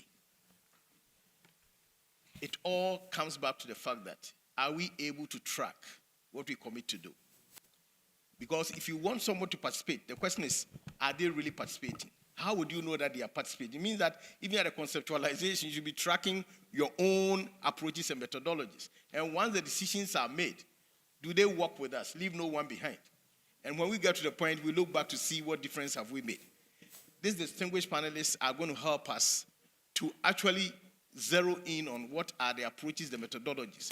They are talking about innovations, some of the cutting-edge strategies that are being used these days to ensure that citizens feel comfortable to participate in the process. You see, it's not about telling them what to do. It's not about them having the information, but being empowered to sit around the table with everybody and making their voices heard is critically important. I have with me today 2 people, and these are practitioners. So our discourse is going to be very interesting. I don't know whether David needs another introduction. David is the brain behind all these things. So this is for you, Dr. David Safo Ameyao, the president and CEO of ICE. Clap for him, please. We also have Mrs. Dede Beduado. Dede has been the leader of Ghana M&E Forum for about 10 years now. Dede has done so much in the M&E space in Ghana, trying to bring state and not state actors together for us to forge a common agenda in terms of driving and stimulating the culture for M&E in the country. So please, we have the day with us today. Now, before we start the discussion, it's interesting. We all come together. We have a very long relationship working together. So I think it's a family coming back together. Our topic is very clear. It's about the theory and practice, if I put it my own way. Yes, there's a conceptual underpinnings, the discourse around participation. But what does it mean in reality? What does it mean? So I just want to just throw this rhetorical question to you. What is participation using an M&E lens? So maybe they differ before we come to the president. Thank you so much, Kwabna, and it's great to be here. I think for most of the discussions this week, a lot of it has been around participation and ensuring that everybody is involved. I think our discussion takes it to the next level of how do you actually do this, and does it work, and in what ways does it work? I think the session just before us talked a bit about some of the challenges and the realities of ensuring that people are involved from a religious and traditional perspective. I'll take it a bit higher to a broader perspective of everybody in the community. So I like when Nana was talking, she talked about, girls getting pregnant in our communities and addressing it in practical ways that make sure that they don't get pregnant in the first place, they stay in school. And if they do get pregnant, they go back after a while, or they are taken care of so that they are not left to struggle on their own. I think for many of us in the evaluation space who look at inclusion or participation, that is some of our concern, that when we come to assess or to look at programs and projects, we are asking who's been involved, how were they involved, did it actually work, was their voice heard, were their concerns recognized, have their needs been met? And who better to answer that question than, as they say, the horse itself? So when we talk about participation, we are looking at processes and tools and ways of engaging everybody in that discussion. And to ensure that that happens, it means you have to look at things like language. So instead of speaking English everywhere and all the time, it means that some of these processes will happen in local languages.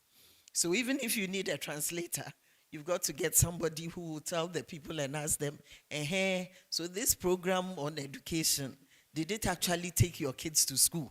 Or some of them have been left behind. And why were they left behind? Because in the night they won't sleep and they are roaming around with the boys. Then they all get pregnant and the boys continue, but the girls don't continue. I lived in Boko a number of years ago and I was shocked. When we live in the cities, we assume that it's only in the cities we have these challenges. But you live in rural, sub-rural and rural communities and you are shocked that there's even more truancy. The kids roam even more than some of our kids in the cities. And it's a real issue around, mindsets. And it tells you that our development doesn't just go about a project going in there, but it's about working with people on a long-term journey of changing and transforming minds and understanding. So picking on the mindset issue, I'm not going to dive into, but I want David to also give another perspective of participation. It's not as you speak about whether it's necessarily about calling somebody to be part of the meeting, or what really does it mean in real life. So David, please.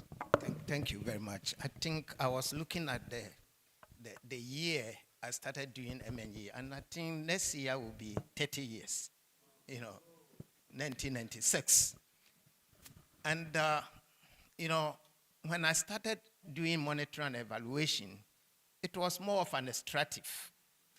The donor gives money, and then you go, you collect the data, you pass it through. Maybe the field officer will not even look at it because his duty is to pass the data on. So it goes to the district aggregates it, it goes to the national, they aggregate it, then it goes up. And nothing was going back. So I remember when we started doing feedback loop, and even that was within the program offices. And then we look at the whole concept of monitoring and evaluation. When we are talking about monitoring and evaluation, we are talking about spheres. At the project level, you have what we call the sphere of control. You have control. How many beneficiaries? How many students are they coming in? But sphere of control should be able to go to sphere of influence. So if I work with the children, what is the influence that the parents, the grand people, the community, so that one are parts of my intervention. Then you look at what we call sphere of impact or sphere of interest.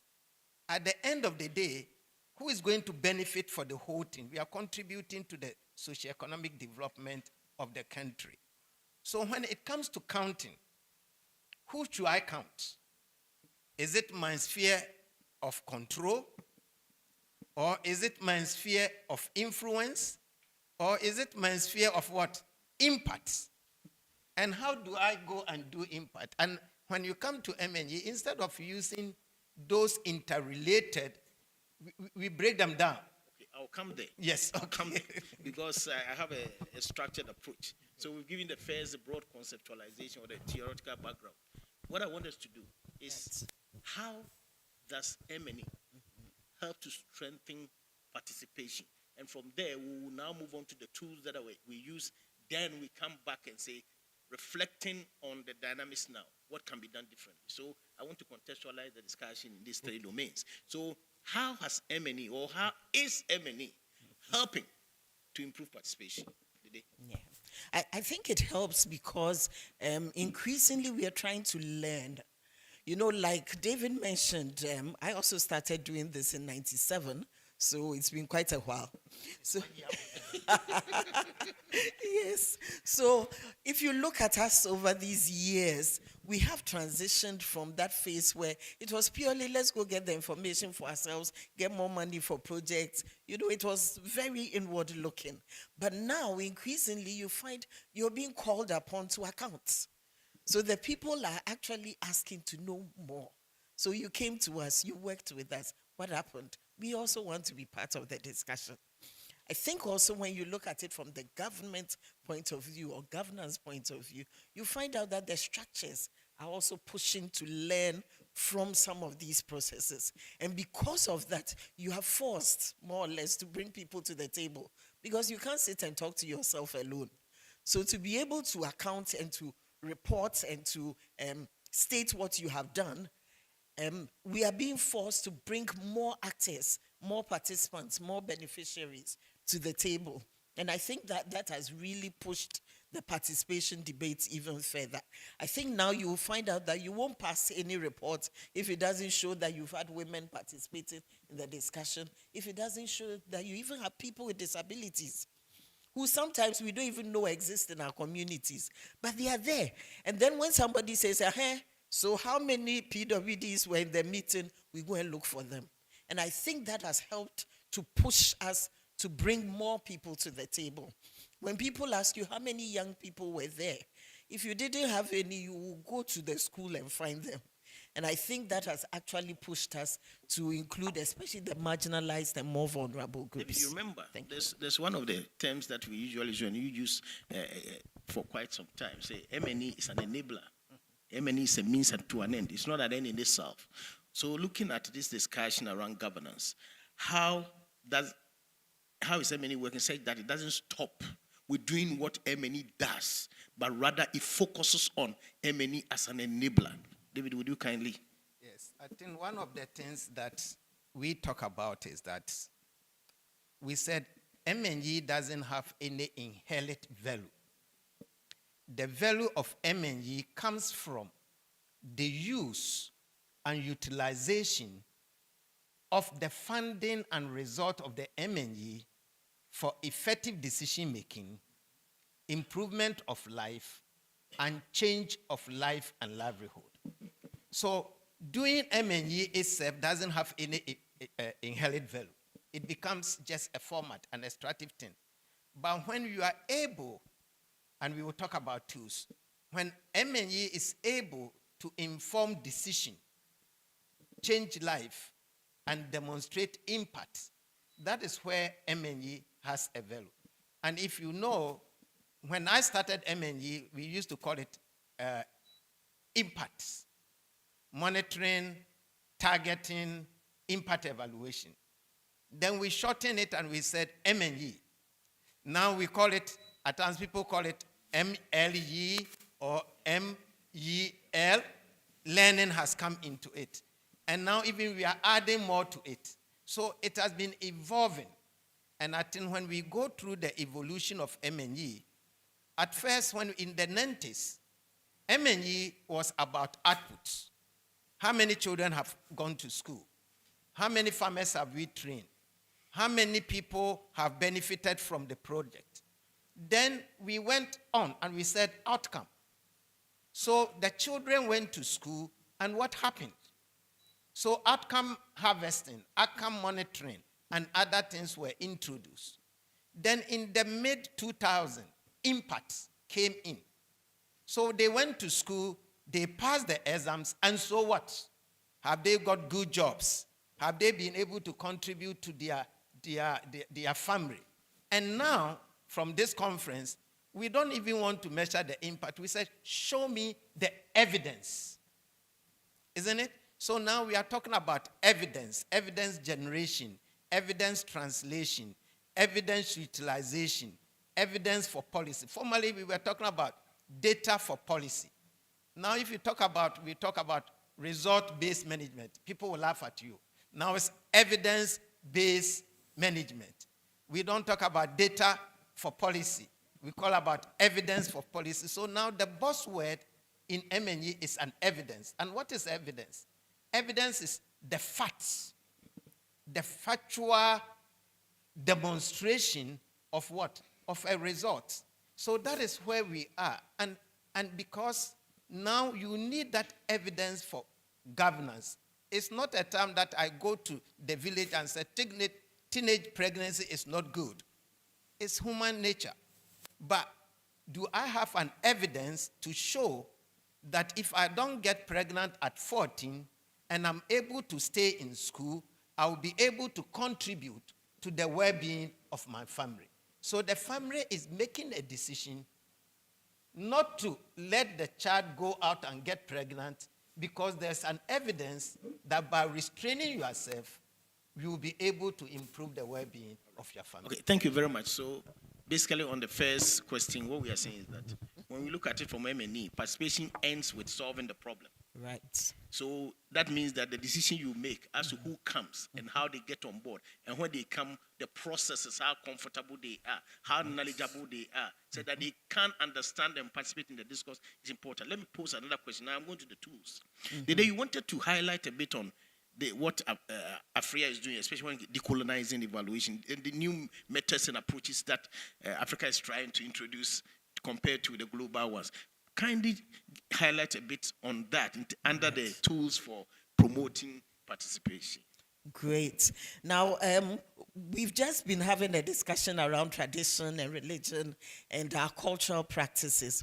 Piggybacking on that, most of us who've done development in our part of the world know that you won't go into a community, you won't have a discussion without using some, folklore, some traditional practice, some traditional song, a riddle, a proverb. When you meet the chief, you have to say something nice and add a nice proverb that will make chief know that you recognize him. The people will sing and they will dance. All this is part of our culture. Now, what we have tried to do as a region, and increasingly, I'm saying we because we've also been part of this process, is to document some of these practices and see how we can use them to improve evaluation from our context. So Made in Africa evaluation is pushing for the use of all these traditional tools and methods that we have for communication and for understanding each other to do evaluation. So when we come into a community, we will be able to work with the people to come up with a drama that looks at this project and its impact on the people. So coming back to our teenage pregnancy example, we would be able to look at what is it that has pushed this problem and how have we dealt with it over the period.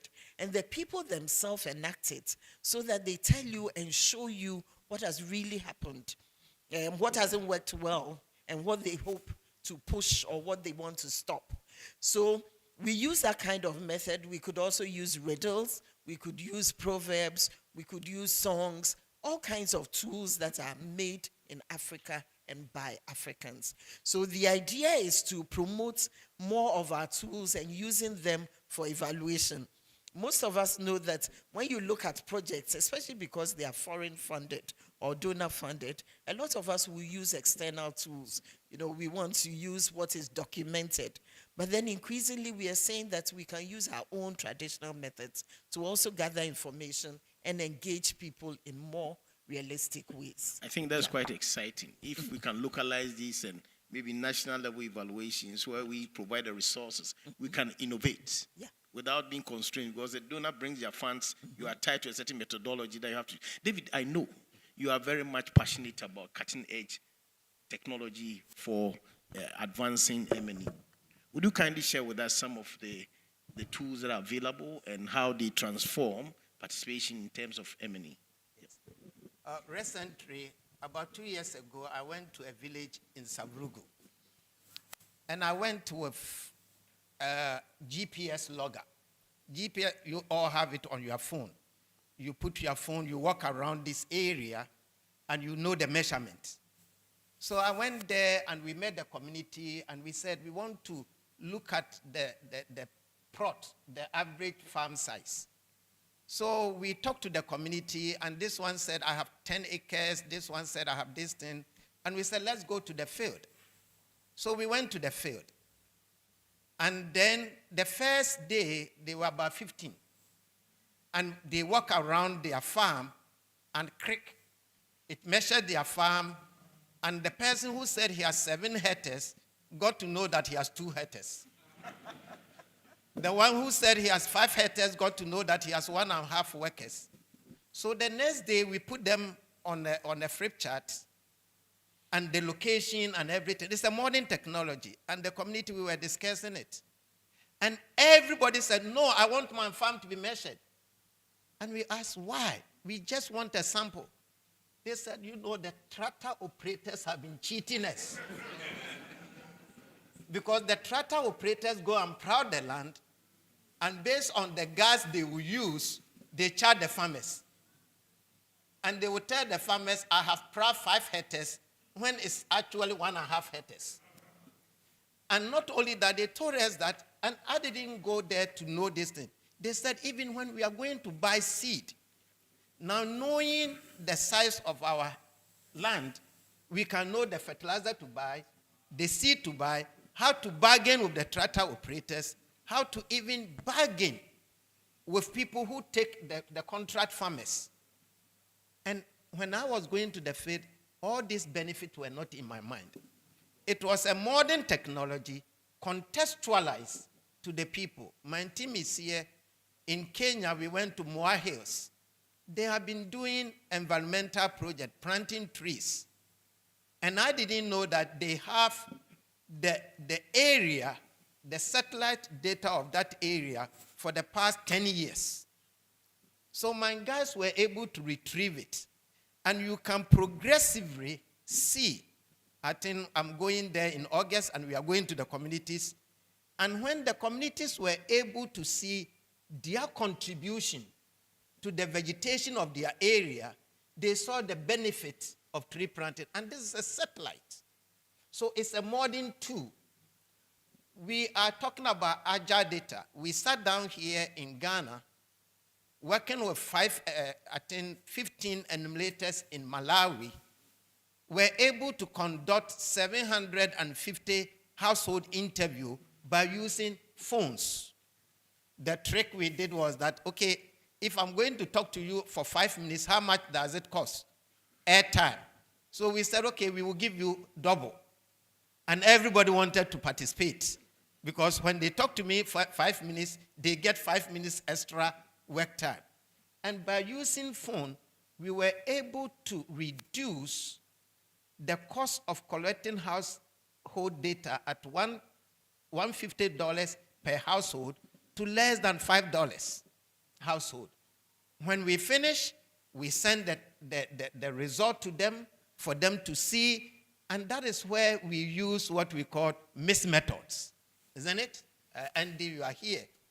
And mixed method was that when we got the quantitative data, we went back with our chart, our diagrams, and we said, let's discuss it. What is causing this trend? What is making this thing? I was in Sudan, refugee camp. And this is a long time ago. And then we were doing maternal child health. And at that time, we saw that diarrhea was going up. So we sat down, we said, what is happening? We are giving you therapeutic feeding and other things.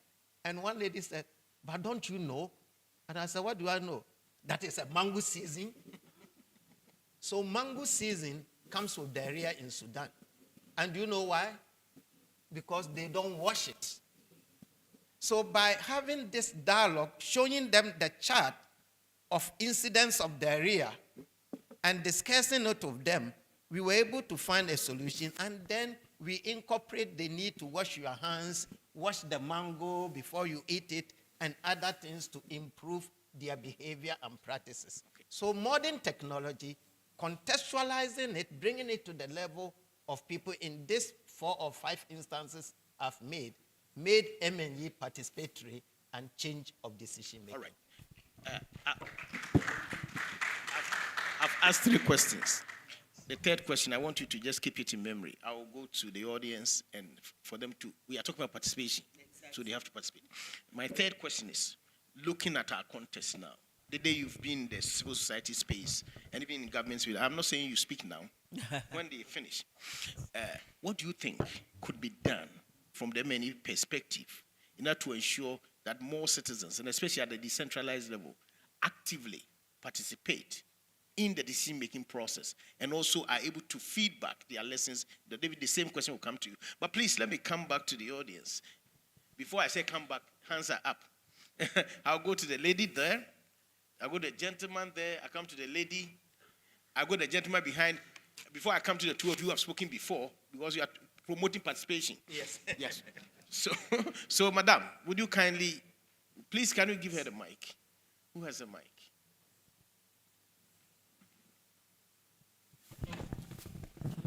Thank you. My question has to do with M&E at the local level. I work with the district assembly, and getting resources to conduct M&E is very challenging. And I want Madam's take on whether we should add it to the cost of projects and programs that we run. Thank you. Yeah, so we pick 3. Then I said that we'll pick the gentleman, and I come to the lady. Then I go to the gentleman. Yes, please, the gentleman over there. All right, so thank you very much.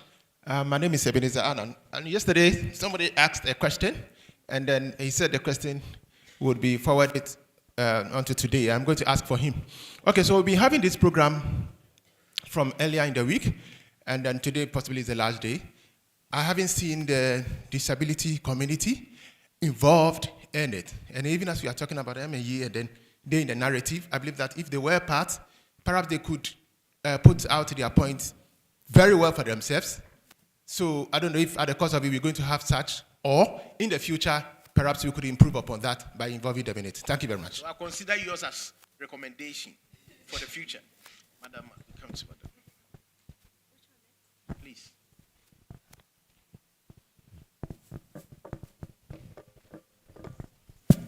Thank you very much. I'm Justina Onoma. I'm an alumni of ISE. I think it's very important to mention that because my director is here.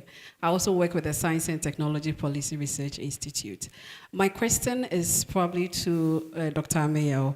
We are talking about contemporary M&E methods. And these days, I see a lot of storytelling in our M&E. So I think the question I want to ask is, do you think M&E experts like ourselves need to build capacity in storytelling, or we leave the storytelling aspect of it to maybe expecting storytelling? I seem to incline to the first one, though probably we could complement it with the second option. So how do we incorporate this storytelling? Who builds our capacity in storytelling? Is it ISE, like, educational curriculum, or even at the workplace, we need to look at some of these options? Thank you. So the day you take the first one, I'll give you just 3 seconds, and David, you take 3 seconds, you can go back and pick other people. Okay, so 3 seconds. Direct to the point. Okay, so about resources for M&E, you're right. It's always the challenge. In my work with public sector of institutions, what you find very often is it's built into the project budgets, as it should be, because it's part of the project cycle. But when it comes to which one will go first, they'll say, oh, the M&E is the last one, so let's use it for something else right now. By the time we get there, we'll get money, and the money never comes. So I think it's important that you push for it to be part of the project cost and kept as such. And so we brought it for project costs, not for consultancy fees for other things. So I think as M&E officer, it really behoves on you to push for your budget to be kept and ring-fenced if possible, so that it's not used for something else. It's a big dream, but I hope we get to the day where from the beginning, it's number one on the list. Thank you. David, you say something later about that. I've been an advocate where I've worked with U.S. government, where in Millennium Challenge Corporation, I was getting 10% of the project cost for M&E, and Namanga is here where I advocate for a minimum of 5% in Agra, and I've come to a place where I've got zero money for M&E, but I have been able to incorporate M&E into project delivery. We are talking about participatory, where every project staff have been equipped to work without extra funding. You know, the work we are doing with environmental projects in Kenya, we didn't have any budget, but we were able to use the community as data collectors. And we have rich data that we are going to do. So, yes, I think the U.S. policy on 10%, I wrote it for Millennium Challenge Corporation, and it has become a standard for M&E in MCC. So you have to be very creative and innovative. Where there's no resources, still M&E can happen. Coming to your question on storytelling, my staff will laugh at you. And I said, the more I'm growing, the more I'm using proverbs in my works. So I don't finish a sentence without citing an unanswered story or a proverbs. And I see that it's conveying the message. But the modern people laugh at me. And they say, oh, David is going to say one of his village thing. I don't want the storytelling. We are promoting Made in Africa evaluation. I don't want storytelling to be one of your village story, but storytelling with a context. We are doing a project with MasterCard, and we are talking about youth narratives. Yes, how can the youth come and maybe without using regression table, the economists, you know, and all those things, but be able to present their funding. We had a lot of economists in Ethiopia, and they presented all these regression tables and other things. And I said, what are you guys doing? And then a guy from IFPRI came and presented his report without a single graph or a single table. And all of us were impressed. The same thing when it comes to impact narrative. Can we shape the impact narrative in a way that it can be a storytelling or a proverbs or a drama or whatever it is, but it will not be like this is your village story, but it will be an impact story that makes a difference. Thank you very much. We're trying to work. We're trying to work with Inter, Prof. I'll give you the priority. Please give Prof. Yeah. Then we'll come to. We may not be able to pick all of you for the sake of time. This discussion can go for years, but we'll pick a few. Then. Thank you very much. Let me be very brief. I think in participatory governance, we have to be honest with our stakeholders. We have gone around, collected data, but sometimes the one who funded it becomes a bit resistant to the findings, what the people are saying. Not too long ago, we did an evaluation of LEAP. The people said we want Mumbo as a means of receiving our monies. Those who funded it were totally against that concept. For whatever reason, we don't know. They wanted the tabletop why the tabletop? And the people wanted more digitalization. So you go to them, you consult them, they tell you what they want, and you say, no, this is not how we want it. I think the honesty, the transparency should really evolve in our participation. Thank you. Thank you for the comment. We'll take only 3, then we bring to an end. Like I said, we want everyone to speak. So whoever has not spoken today, the gentleman there, the gentleman in brown, and the gentleman at the back, then we end. Apologies if you are not able to speak. I think you're already speaking. So thank you. Yeah, thanks for the opportunity. My name is Esi Filampo from the African Center for Parliamentary Affairs. And I think that this has been quite enlightening. Just want to find out, talking about participation, let's say in a community setting, what techniques, mechanisms could be employed, given that there are power dynamics, let's say in a village setting, we have people who are voiceless, disabled, who are underserved, meeting with their chiefs, and other people who are much articulate in expressing their grievances. What mechanisms or, if you will, techniques could be employed to ensure that they all fully participate in a particular decision-making process? Thank you. Can I take it? Okay, let me answer this one. I think one of the things that the health sciences have done is being able to develop evidence products from their research, which the social science haven't done. And that is something that we are promoting very aggressively, that is the next sphere of MNE. How do you develop evidence products? Posters. When we were young, they have these mobile things that were going to the villages. Yes, everybody talks about policy briefs, but who is going to read policy briefs? How do you develop checklists? How do you develop guidelines? How do you develop cartoons? Now even ChatGPT, if you put your thing, it can give you some animations. So we need to translate evidence to what we call evidence product, so that it can serve all setters, either disabled, whether the blind read, they have braille, isn't it? So how do you translate your evidence, become different evidence products? And if you come to my office, I'm challenging them every day. Don't give me a policy brief. Give me a guideline. Give me a toolkit. Give me a checklist. Give me a poster. Give me a cartoon.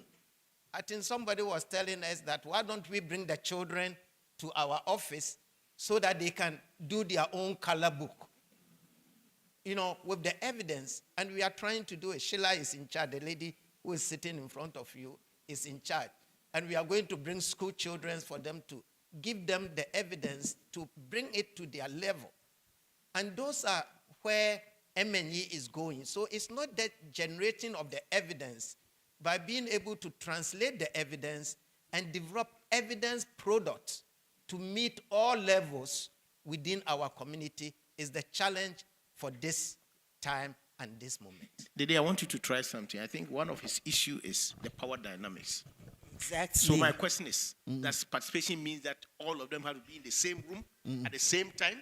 No. So that at least you cater for everybody, everybody is not left behind. Exactly. In fact, I was waiting to comment on Prof's intervention as well, because they are linked. It's the whole thing about speaking truth to power. And especially when it's unpleasant truth, that things aren't working the way you planned it. Now, it's ironic that I was part of the design team for LEAP.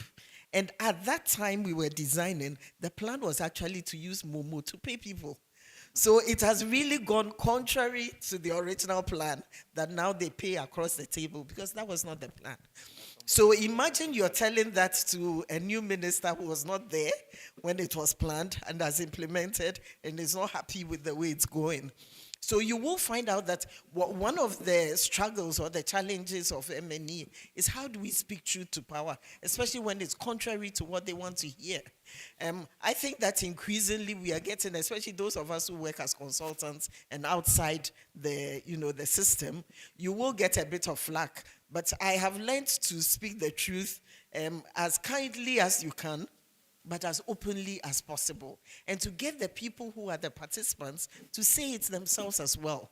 So it's not just me who observed who's saying this, but you actually have recordings, you have a song, you have a drama that says that community A says that their momo should come and not the cash, because every time the one who pays them on the table pays, he or she may take a percentage. In fact, I've heard that. I'm not guessing. All right. Uh-huh. Okay, So thank you. once that is told, Yes. then it's no longer just me making a comment, but really the people giving you their Let feedback. me take the other Thank two you. because we are running out. Yes, please. Please. So we'll take the two questions. We answer snappy, then we conclude. Please. All right. So my name is Franklin Mabe from University for Development Studies. I'm very happy to be here, and I've learned a lot. In fact, I'm one of the consultants sometimes in monitoring and evaluation. But I want to find out from Dr. Mayao, what is the role of maybe a consultant in showing the evidence of maybe a project that you have evaluated to the participant, especially all the beneficiaries? Sometimes you conduct maybe an organization, engage you to conduct, to evaluate a project. And after evaluation, you give the report to them. Sometimes the community members or the beneficiaries don't actually know what is in the report. So what is the role of a consultant in helping the community members to know the evidence? All right. That is what I want to find out. The last person. The gentleman at the back. The gentleman at the back. Then we are done with the questions so that we can conclude in the next session. Okay, thank you very much. I'm Usman from KNUC Department, postgraduate student. Prof, when Esther Duflo was doing the RCT modeling for free SHS, I mean, after that, we didn't really see a bigger effect. Meanwhile, it should have been very good as an evidence-based policy. Ghana is known to have the beautiful policies, but sometimes after the modeling, it becomes something else.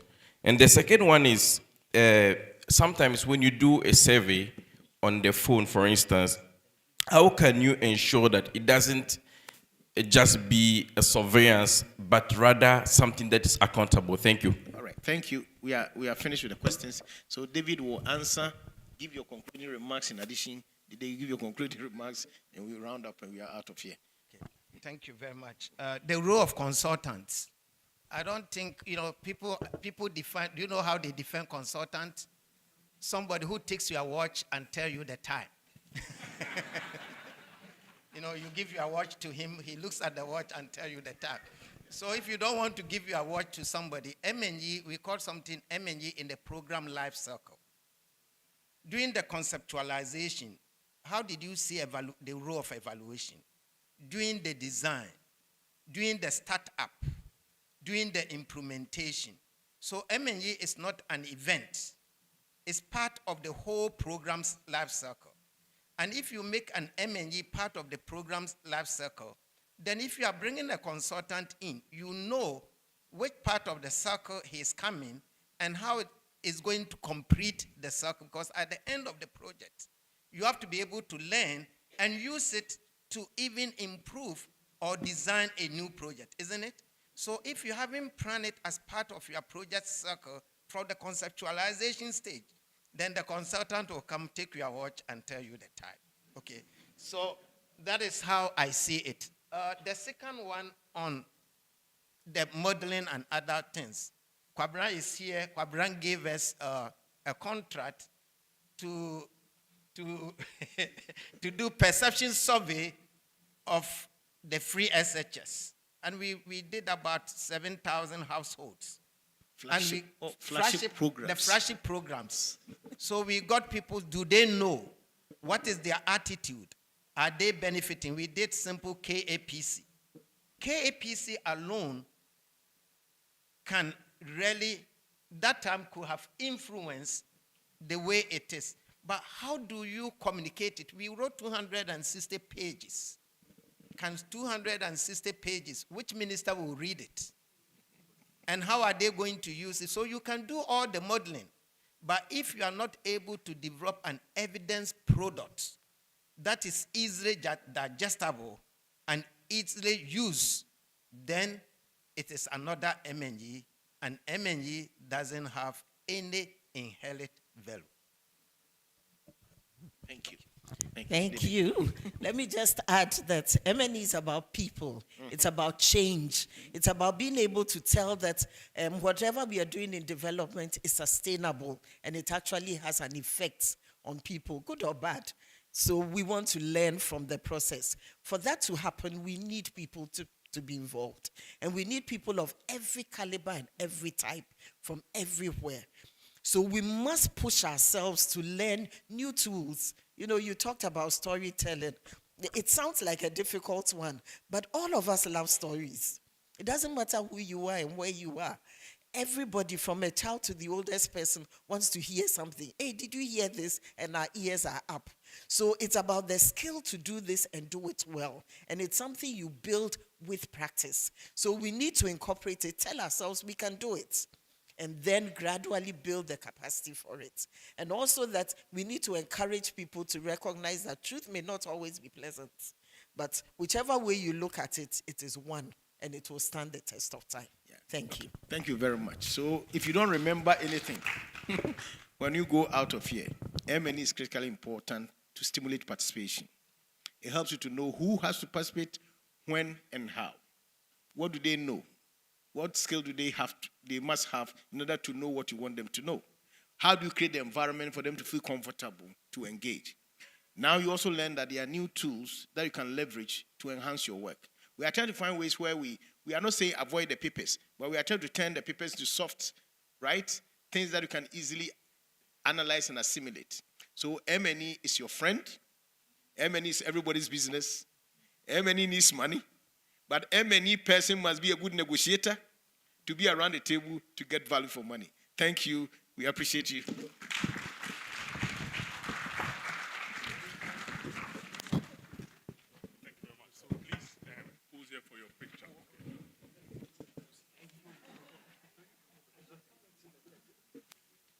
All right.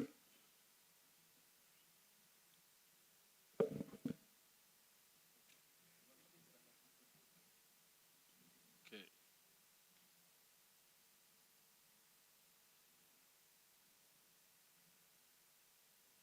Thank you. Let's give them a round of applause again. Thank you, sir. You managed your time very well, so I think we have earned our break. So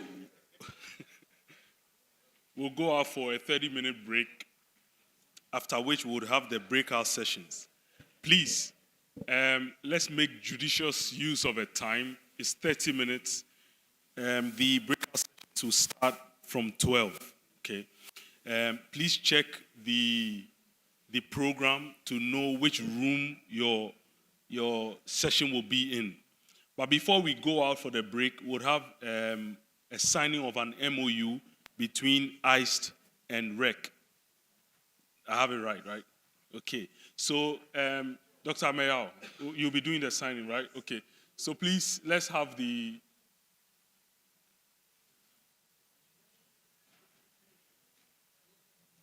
Yes. It will be a quick MOU signing between the two institutions. I don't know if Dr. Mayao, you want to say something?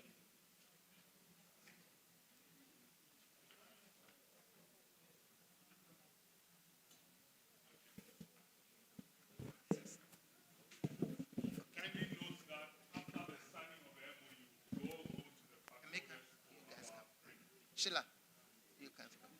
Well, today we are going to use a short time to sign an MOU between the Research and Evaluation Center based in London. This is the only year that we have done E2A that we haven't have one of the initiators of E2A, Howard White, with us.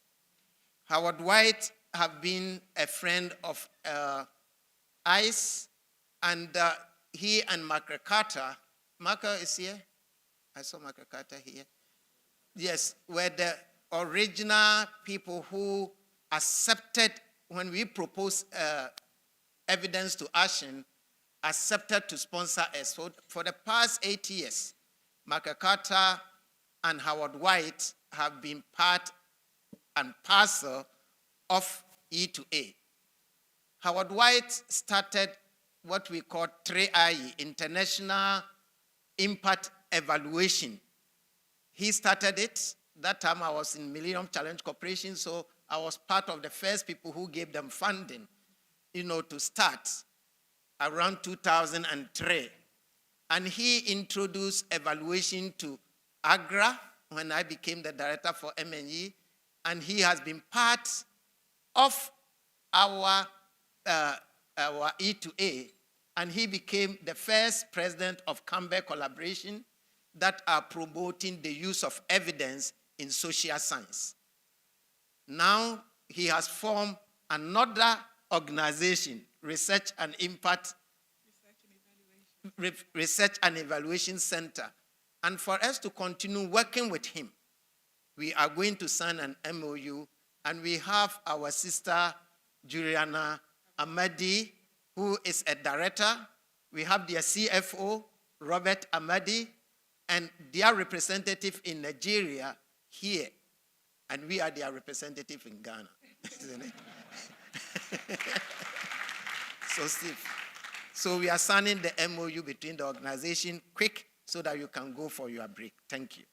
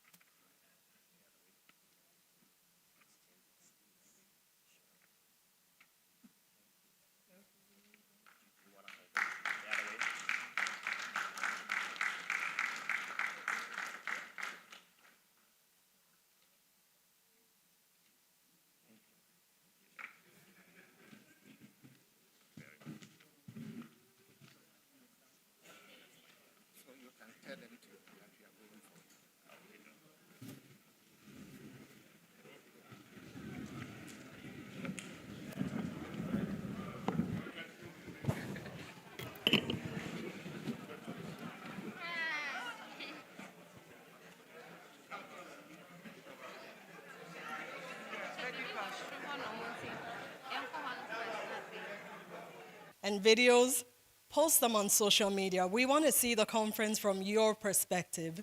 Tag ICED, tag ESER, tag all our other partners. You'll see their branding on the backdrop over there.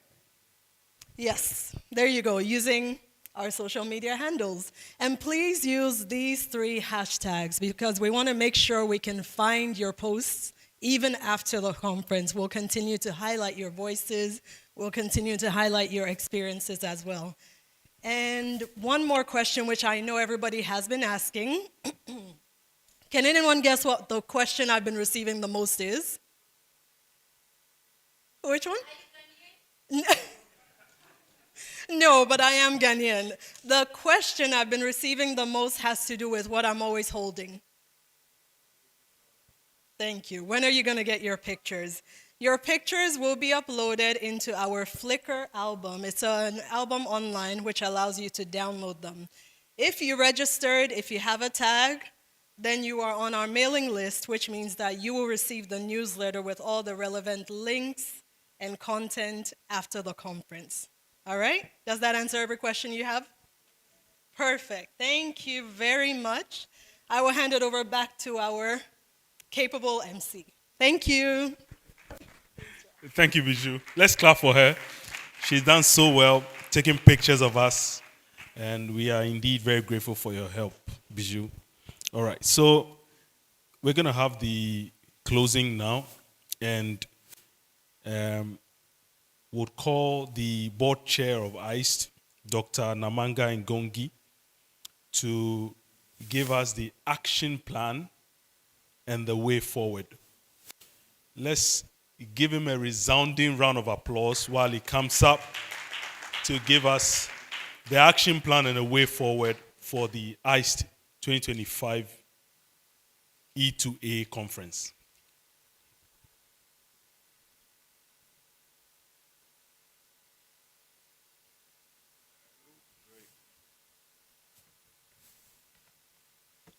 I should warn everybody I have a very long action plan here. So let me open it up.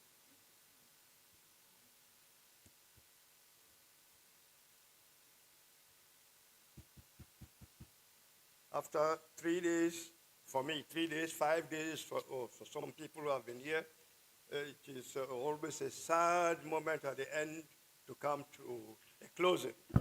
So we should try to keep in touch with everybody as much as possible to keep alive the discussions and not just go into doldrum and wait for 1 year.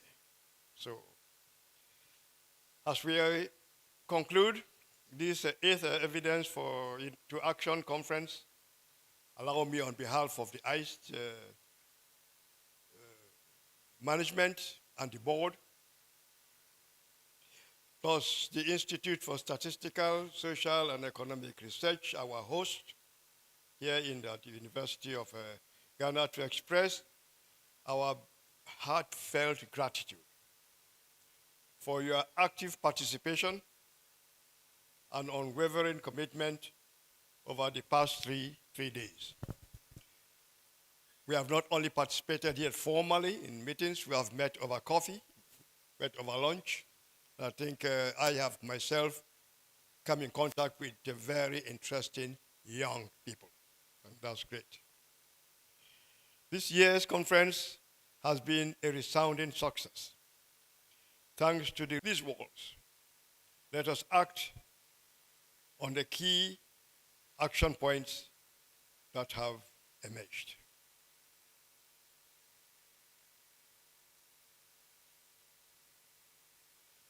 No order of priority, but one, to deepen participatory governance and inclusive policy making at all levels. Any of you here who can become members of local assemblies, I encourage you to join. I am one of them in my own country, in my own village, my own town. Rethink and diversify civil society financing for long-term resilience, especially the pool funding. If that can be achieved in any country, that will really strengthen the work of civil society and also enhance their independence. Advance equitable economic opportunities, especially for rural and marginalized populations. And especially I think we agreed that putting together youths and women together as marginalized groups should be walked away from. That youths have specific needs, women have specific needs, and we should try to address those clearly and separately. We should embrace ethical and inclusive applications of AI and agile data systems. We should reclaim African ownership and sovereignty in our development models. And we should institutionalize mechanisms that translate evidence into concrete policy action. These are only a few of the many important actions that we need to take as actors in our own development processes in Africa. And I said in my opening that I was very happy to see so many young people, because that gives us assurance that the discussions that are taking place here, when you emerge and become the leaders of your own enterprises, your own villages, towns, and members of government, parliamentarians, and who knows, the president can emerge from this room, or two. When that time comes, all of this notion of evidence to action will not be strange. will not be new. It will be something that you'll be implementing from having participated in these conferences. And finally, the ICE team is working on a comprehensive conference report, which will be shared to guide stakeholders in implementing the insights gained. We live here with renewed clarity and commitment to co-create African solutions that are homegrown, inclusive, and driven by the data and community voice. But we appreciate all assistance, support, and participation that we can get from our non-African partners. On behalf of ICE and ISER, thank you all, travel safely, and may our paths cross again in the spirit of partnership and progress. Thank you.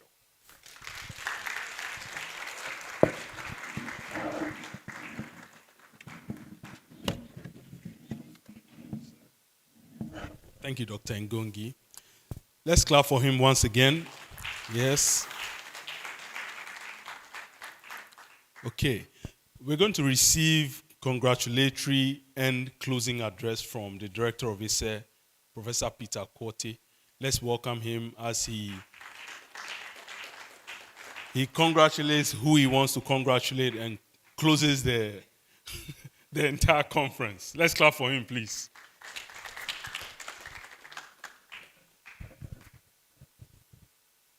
I thought you normally congratulate people who have won elections or... Anyway, thank you very much.